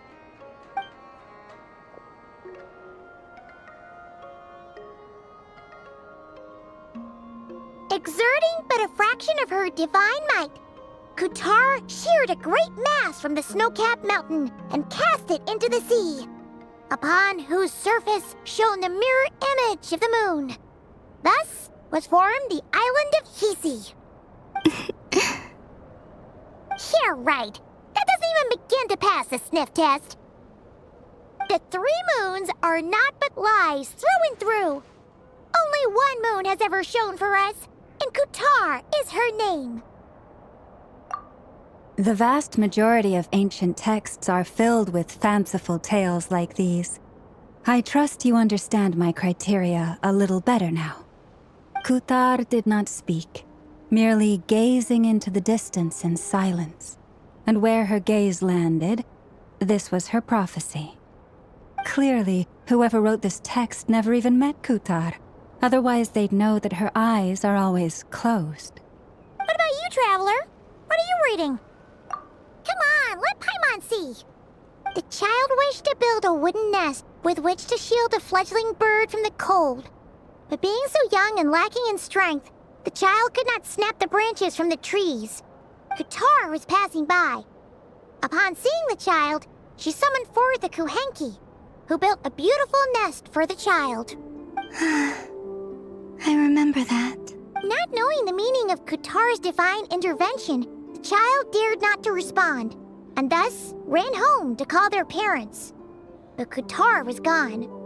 The Moonchanter declared the event a miracle and took the nest as a relic, placing it on high for all to see. The child was named as one favored by the goddess and was greatly respected amongst the people. Yet, no further miracles were bestowed, and this matter was forgotten in but a few years. Huh. Any thoughts after reading that? Yeah. Columbina probably just wanted to join the kid in making nests. Ah. I'd originally considered this a fabrication, because Kutar did not perform any similar actions in subsequent records.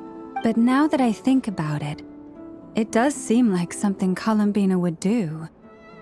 It's just that She didn't know how other people would interpret her actions. She was probably worried about making things difficult for people.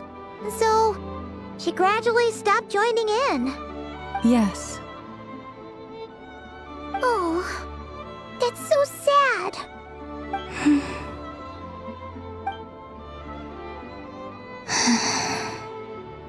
And now, I can make no such gestures of warmth, even if I want to.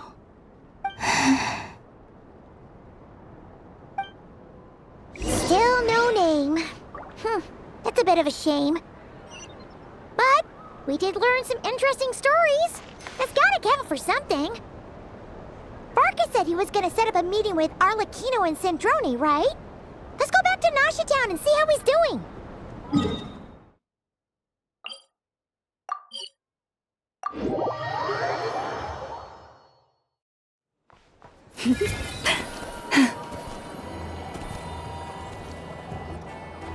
Let's see. There's Barca. Oh, and it's Durin and Albedo too. Yeah, this is pretty much the same place we bumped into each other last time. I convinced them to stick around a little longer. We were all waiting on people, so I figured having a little company would help pass the time. Ah, so you've been waiting for us? Does this mean that you've already arranged things with the Fatui? Sure does.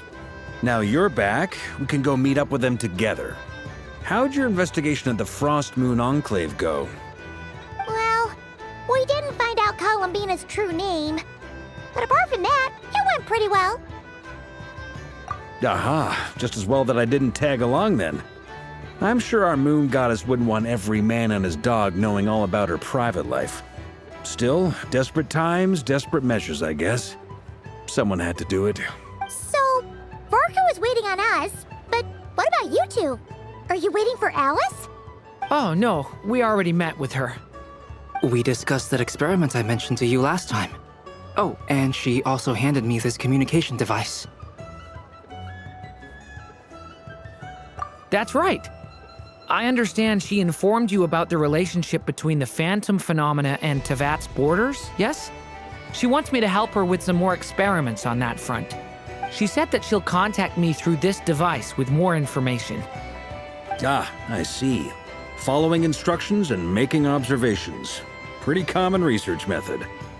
Takes me right back to Albedo's lab. Wait, then who exactly are you meeting? Someone you know. Albedo's met him too. But I don't think Miss Lauma or the Grand Master have been introduced. Introductions are overrated, especially in cases like this. It's you! So, it's not like the Academia has prohibitions against going abroad. Also, I applied for leave. I've been writing to Hat Guy since obtaining a human form. I've already brought him up to speed on everything that's been going on in Nod-Krai. Hat Guy? Turns out, I actually have heard that name before. Oh? Then why did you react the same way I did? I only knew the name, not the fella. But since we're all here, let's do some introductions for what it's worth. I'm Varka, Grand Master of the Knights of Favonius. Lauma, Moon Chanter of the Frost Moon Scions. And I'm a Driosh from the Vahumana Darshan of the Sumero Academia. Hat Guy. Good to see you again, Mr. Guy. I believe we last saw each other on the boat ride here. Mind you, the only reason I came here is because there's someone I want to look into. Who's that? The Doctor, also known as Dottore, second of the Fatui Harbingers.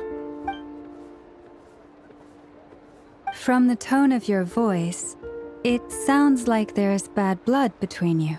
I was reviewing our archives and noticed that a lot of information about him was missing. Left a bad taste in my mouth. That's all there is to it. Dottore, or Zondik, as he was then known, once studied at the Academia, but he got kicked out before he could graduate.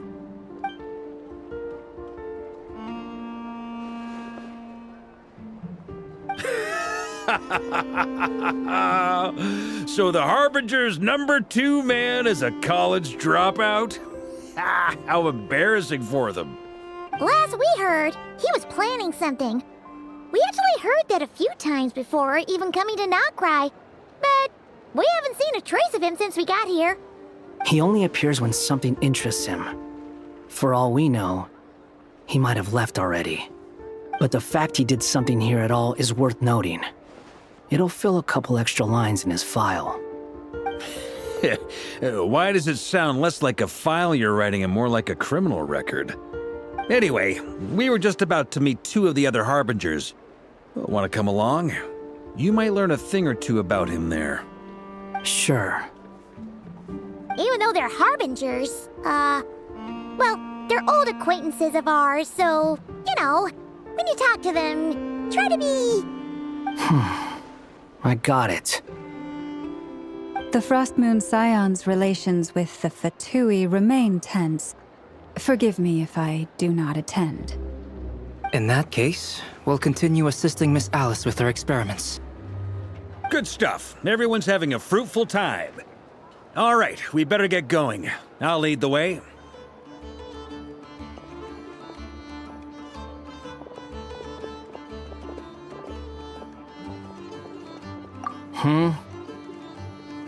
Well, yeah, that's obviously part of it. But I'm not the only one who has a score to settle with him. Neither you, nor Lesser Lord Kusanali, nor I want to see him meddling with things again.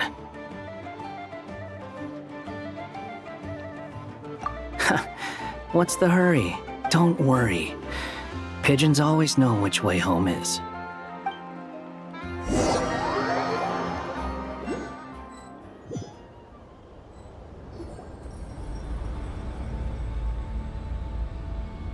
You made it. Who is this? A scholar from Sumeru. They call him Hat Guy. He's an old friend of the Travelers. Wait, this is the academia representative you wrote about? He doesn't exactly look the part. I believe this will prove my identity.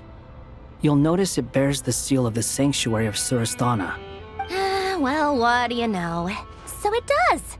All right then. My mistake. It's fine. I expected as much. What? So as I mentioned in my letter, the Academia's got its eyes on Dottore. But this matter remains top secret. Apart from those assisting in the investigation, the fewer people who know, the better.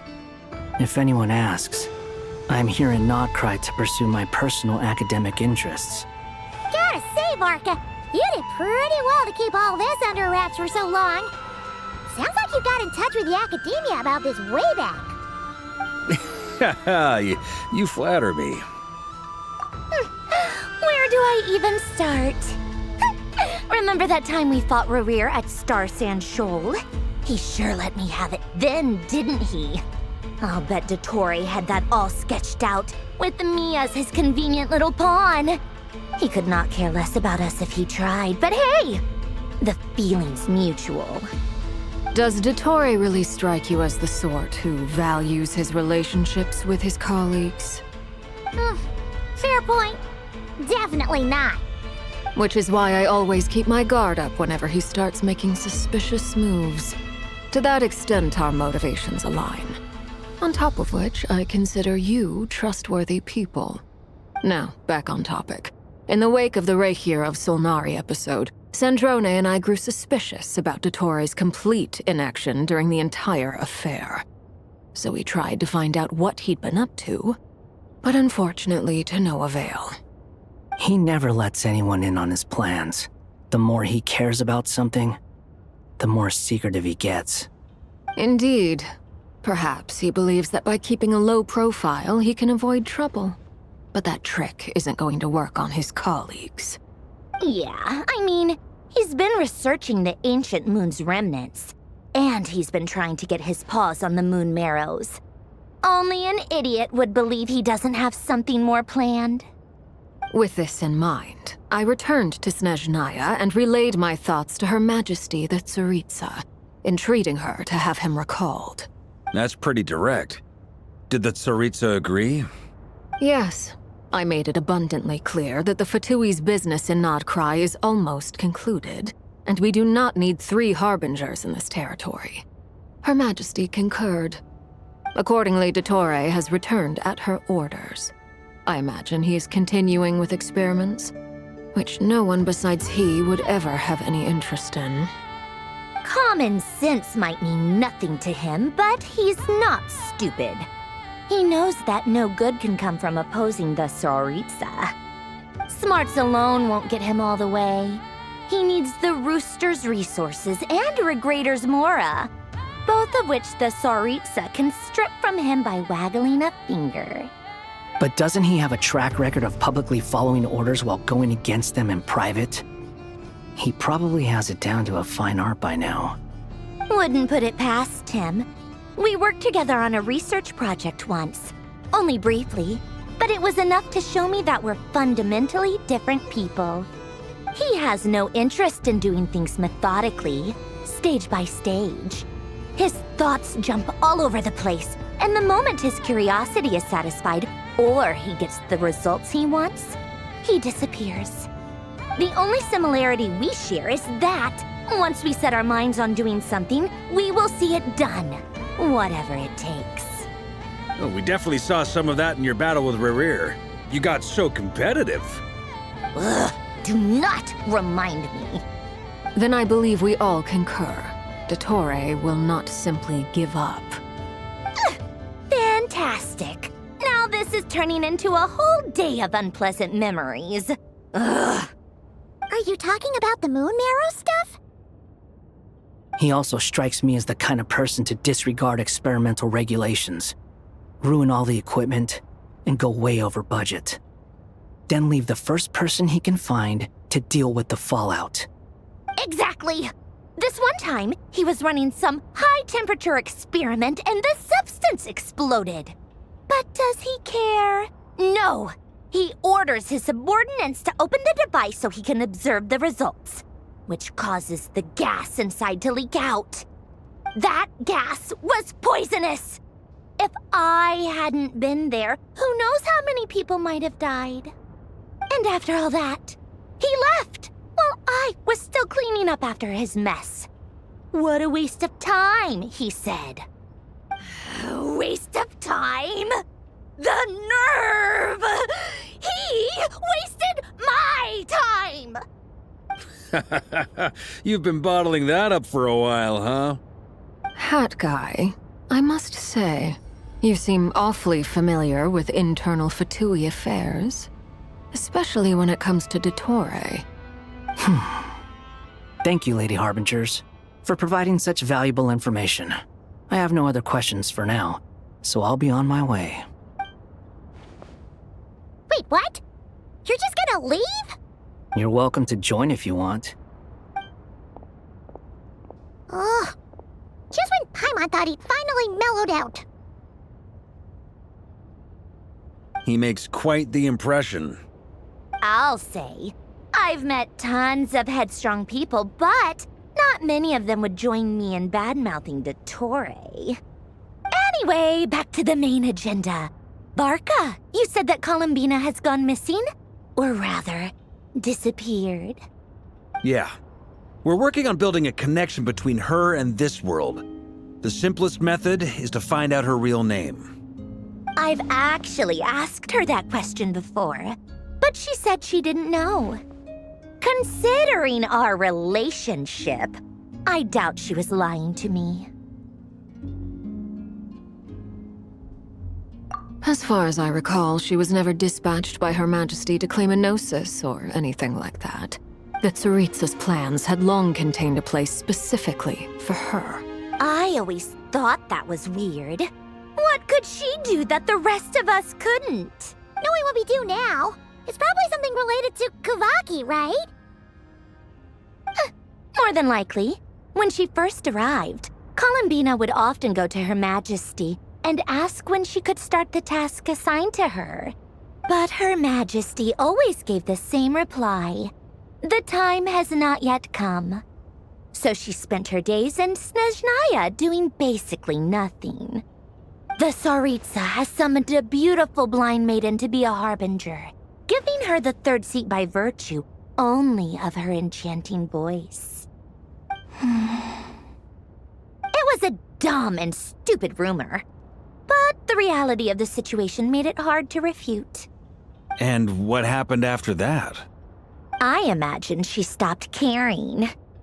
She no longer seemed to care why she had been recruited, and Her Majesty never gave her any missions, so she just continued to sing in the flower garden. For my part, I was busy. So busy, in fact, that watching someone be that idol had me fuming. But still, I got the sense that she had long been used to a life of other people claiming she was needed when she wasn't. I just felt that having a place to stay would cost me something eventually. And so I waited quietly for the day that I would have to pay the price. And on the other end of that spectrum, you had me. Someone once told me that I had the lousiest work and the toughest luck. That's a good way of putting it. I forget who said it, but those words have always stuck with me.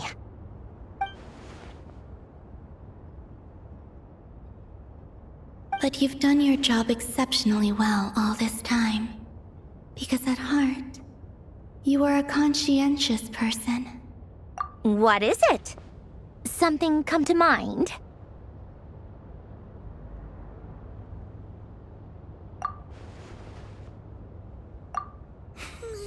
That makes sense. Nothing screams you are needed like your name shouted from across the town. Well, good luck with it. But if you ask me, Columbina is still the most shoutable name. I'm just so used to it now. After all the arguments we've had, I can't be bothered trying to remember another name for her. Nor I. Sandrone. Harlequino.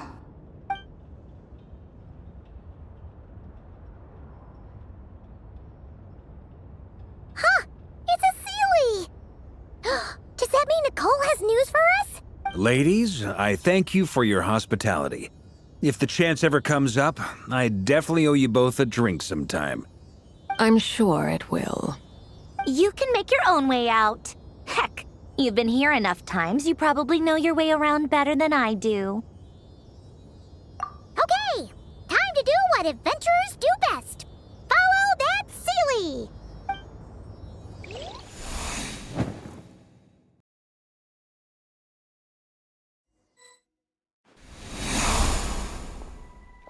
Here you are.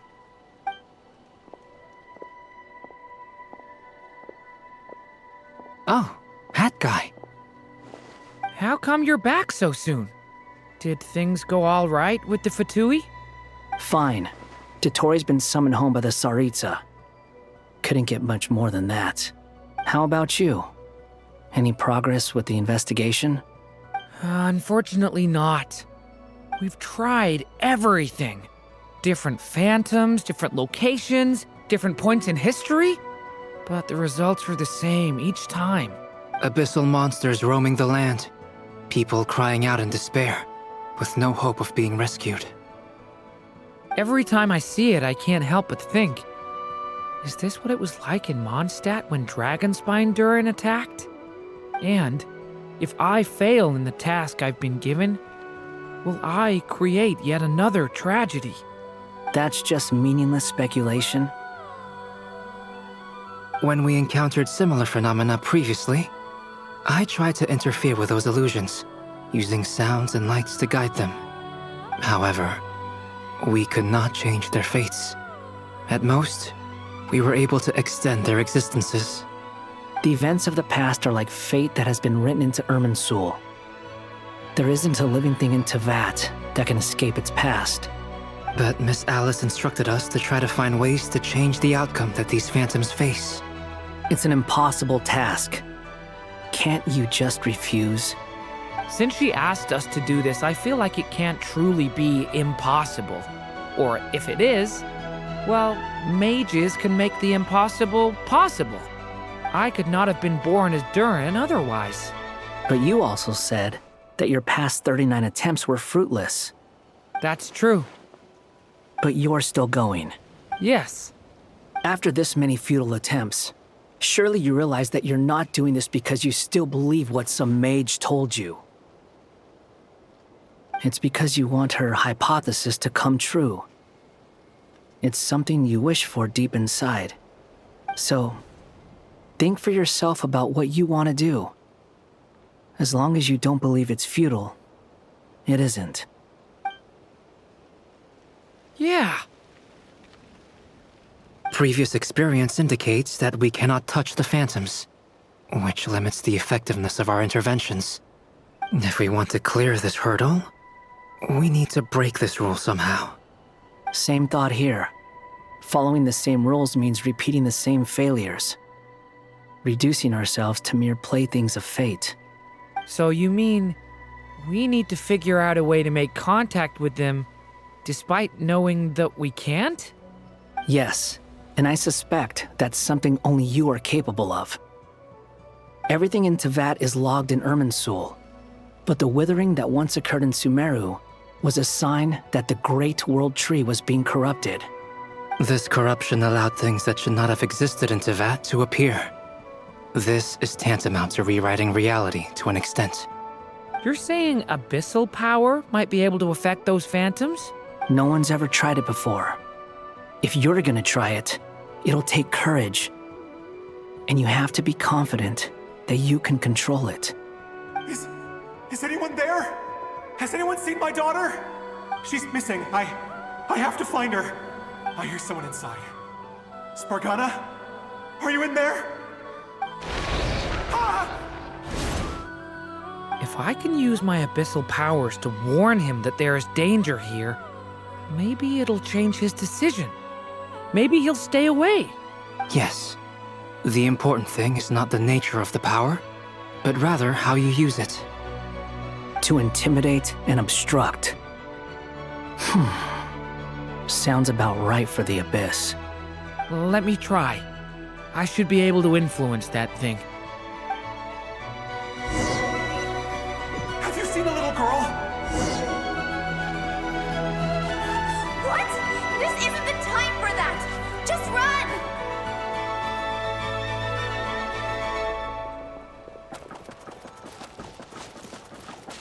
I hear someone inside. Spargana? Are you in there?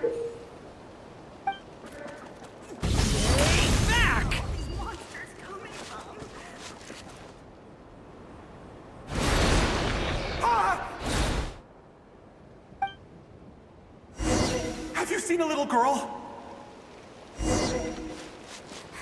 What? This isn't the time for that! Just run!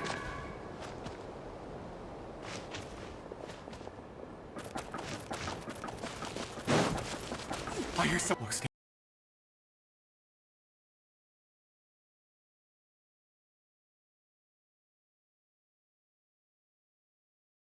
Dangerous. I should get out of here.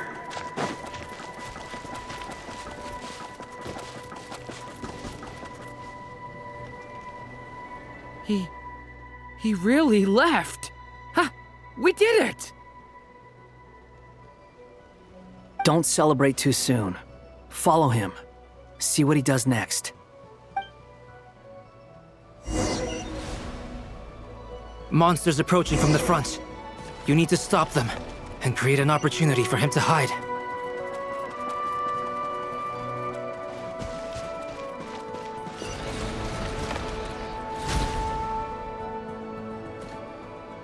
Help me!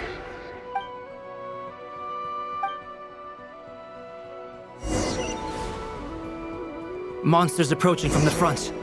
You need to stop them and create an opportunity for him to hide.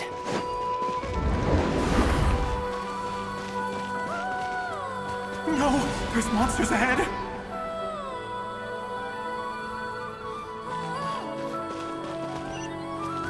Wait, is that the barrier I saw earlier? Why is it appearing now? It's as if someone's controlling it.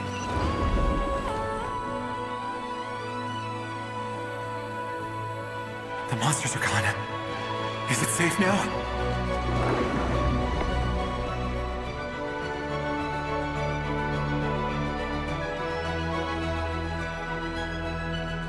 The barrier's gone too. How odd. Anyway, I guess I'll keep going. Quickly, let's keep up.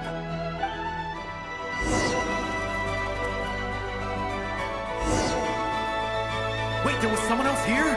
Don't go any further. We've got anti-monster traps laid out everywhere. But my daughter must just be up ahead. I have to go. This way's blocked.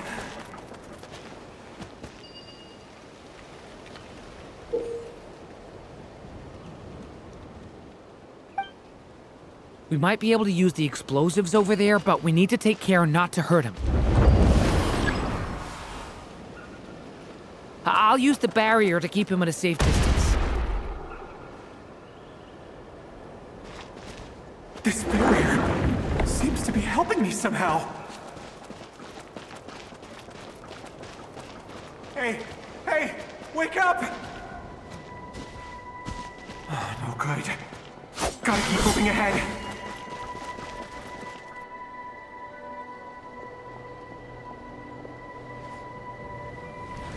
So many monsters! There's still a chance, Durin. Use the traps.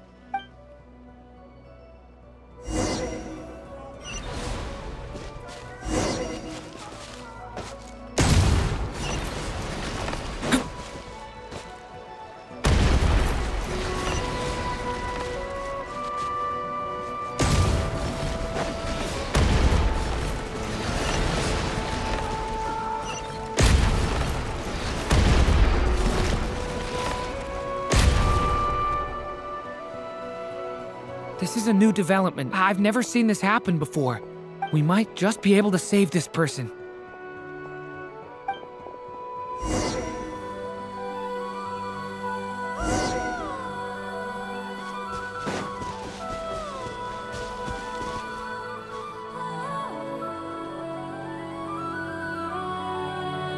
Hello there. Have you seen my daughter? Spargana's her name. She's carrying a large backpack. Get out while you still can, you fool. You won't find any survivors here. But I can't just leave her here. She must be so scared right now. Sorry. Wish I could help, but I haven't seen her. You'll just have to keep looking. Okay, thank you. If I do find her, I'll get her to shelter and come back for you. Don't bother. I've got nowhere left to go. What's that noise? Monster! No, if he goes inside, he'll be walking into a trap. Let's try this once more. This time, we have to stop him.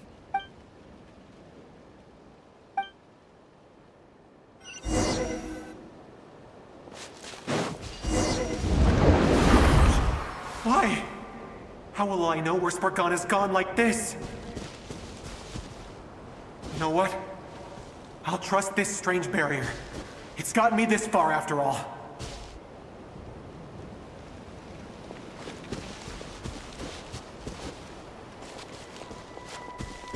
Hey! Spargana, are you there?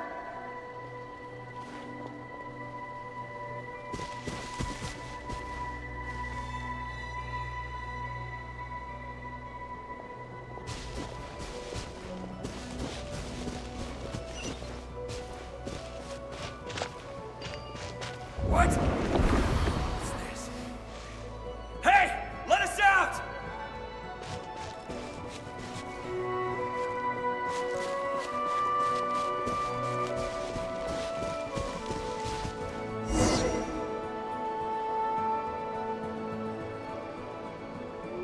Huh? That looks like one of my daughter's books! Thank you. Thank you! Yes, it's one of hers for sure. That's her name on it right there. She left her backpack here. Durin, just like last time. Use the explosives.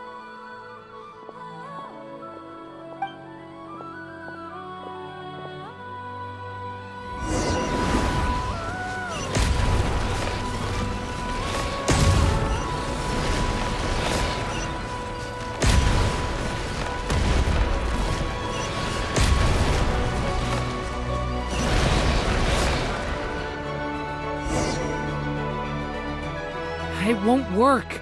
There's not enough left. If he makes it in, he'll die. But then, this clue could be the key to him finding his daughter. It might not be the only one. Better he misses that clue than loses his life. I guess so.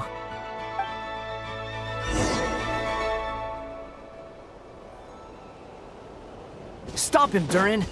We can't let him get any further in.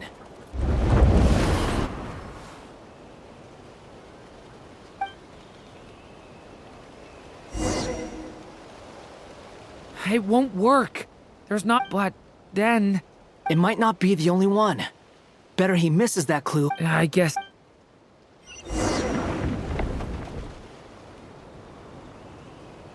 Stop him, Durin. We can't let him get any further in. That's my daughter's book! She's passed this way! Why? Why won't you let me go in?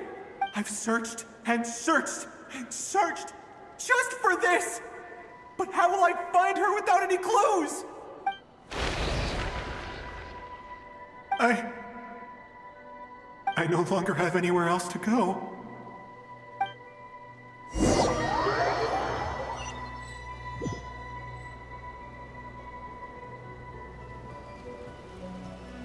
I'm sorry. I'm so sorry. He refuses to go anywhere else. Whether he opens this door or not, all that awaits him now is death. We couldn't change his fate. Albedo? Hat Guy? Let's try one more time. I don't know how we're gonna do this, but I don't want to give up either.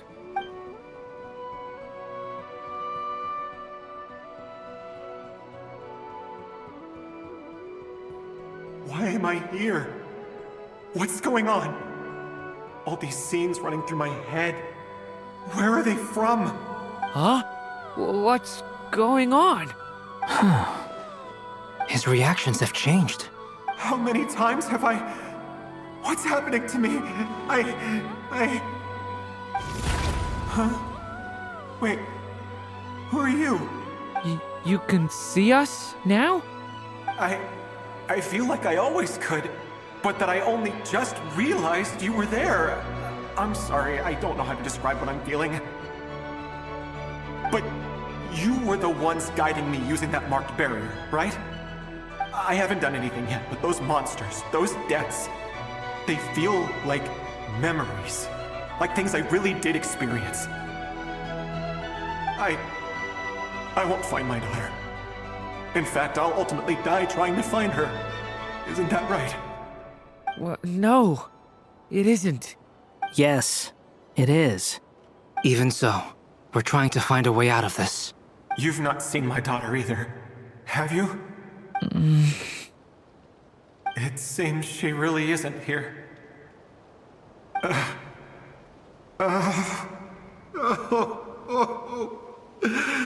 I'm sorry we couldn't help you.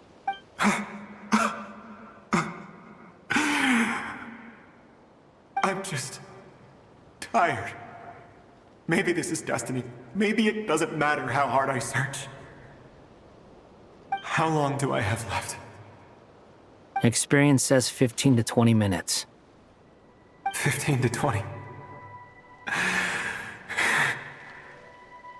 Thank you for all your help. Let's rest a while. You look exhausted too. Now's not the time for you to start pitying us. It's not pity. I'm just realizing that I've only got 10 or so minutes left. You know?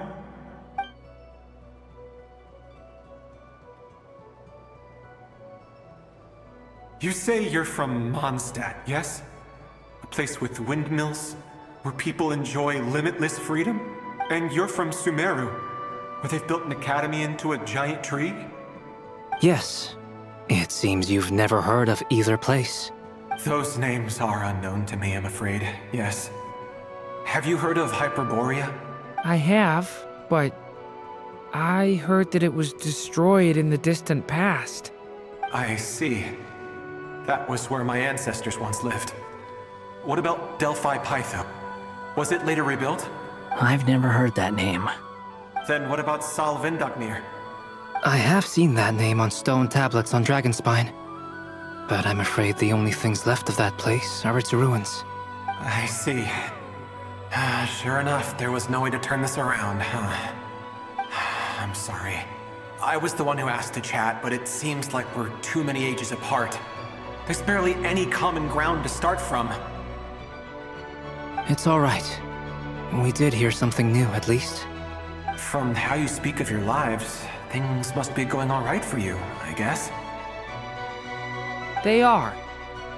Mondstadt is a place of freedom and happiness. There's a lot of good people in the church and the Knights of Favonius, and even outsiders find that it's an easy place to feel at home. We have festivals a few times a year. Everyone gets together to drink, sing, and be merry.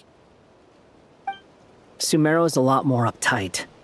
Not really the kind of place where you can relax. It's a nation fraught with problems wherever you look. But if all you want in life is to seek knowledge, I guess it's pretty much paradise. That's wonderful. In other words, after this all-devouring black tide passed, humanity did not merely avoid extinction, but rose to build prosperous civilizations anew. I mean, I can see you all right now. That must mean the future isn't a total mess, right? That's true. Well, time's almost up. Let's part ways, I think. Might be best if you don't waste too much time on me. The chances are slim, I know, but I'd like to spend these last few minutes looking for Spargana. If things work out, I'd love to tell her about what I've heard. May we meet again. Well, or not, most probably. In that case, may your wishes come true.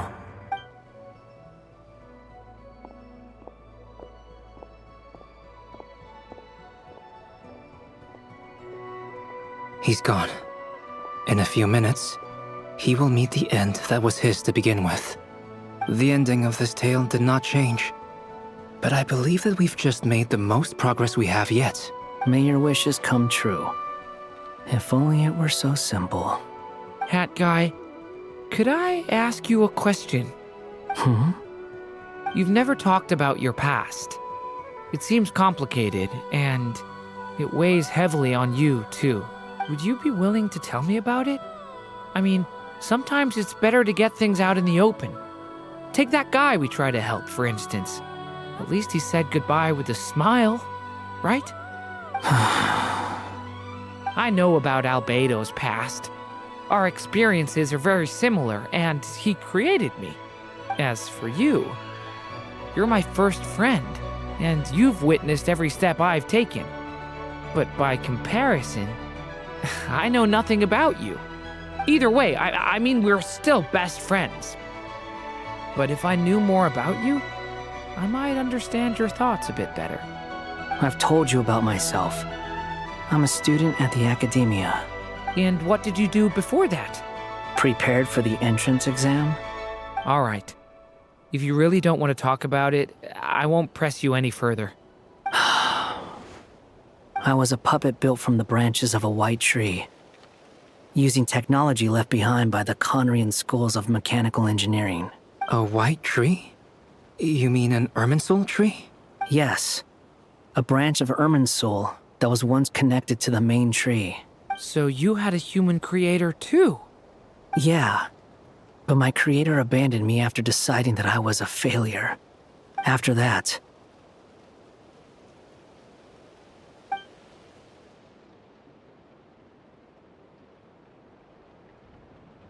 Durin. Resisting the influence of the Abyss, suppressing the urge to destroy, trying to do the right thing. None of these things are easy. But no matter how hard they are, trying to rewrite past wrongs is far harder. You asked me if you would create a new tragedy if you failed. I told you there was no point speculating about that. But the real answer is, yes, you absolutely will. That guy. But at least you've got people here to help steer you away from the wrong path. So, just keep aiming towards the light. I will. I promise. All right, break time's over. Hello? Durin speaking. Hello, friends, it's me. What have you been up to, I'm detecting some unmistakable fluctuations here at the border. The amplitude isn't particularly high, but they're completely different signals from the ones before, and the scale is comparable to those I've detected previously. Alice, we were unable to save that person. However, he appears to have retained a portion of the memories gained through that cycle, and was able to hold a conversation with us. I see. Well, that is rather odd indeed. It definitely merits further attention. Could I trouble you to keep trying the same approach? I need to gather some more data. Counting on you. I should probably have Nicole come and check this out as well.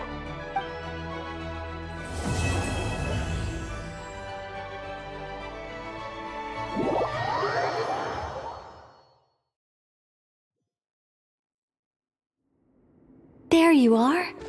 I was worried you might stop to collect treasure chests opened by the Seelie along the way. It would have taken you so much longer to get here.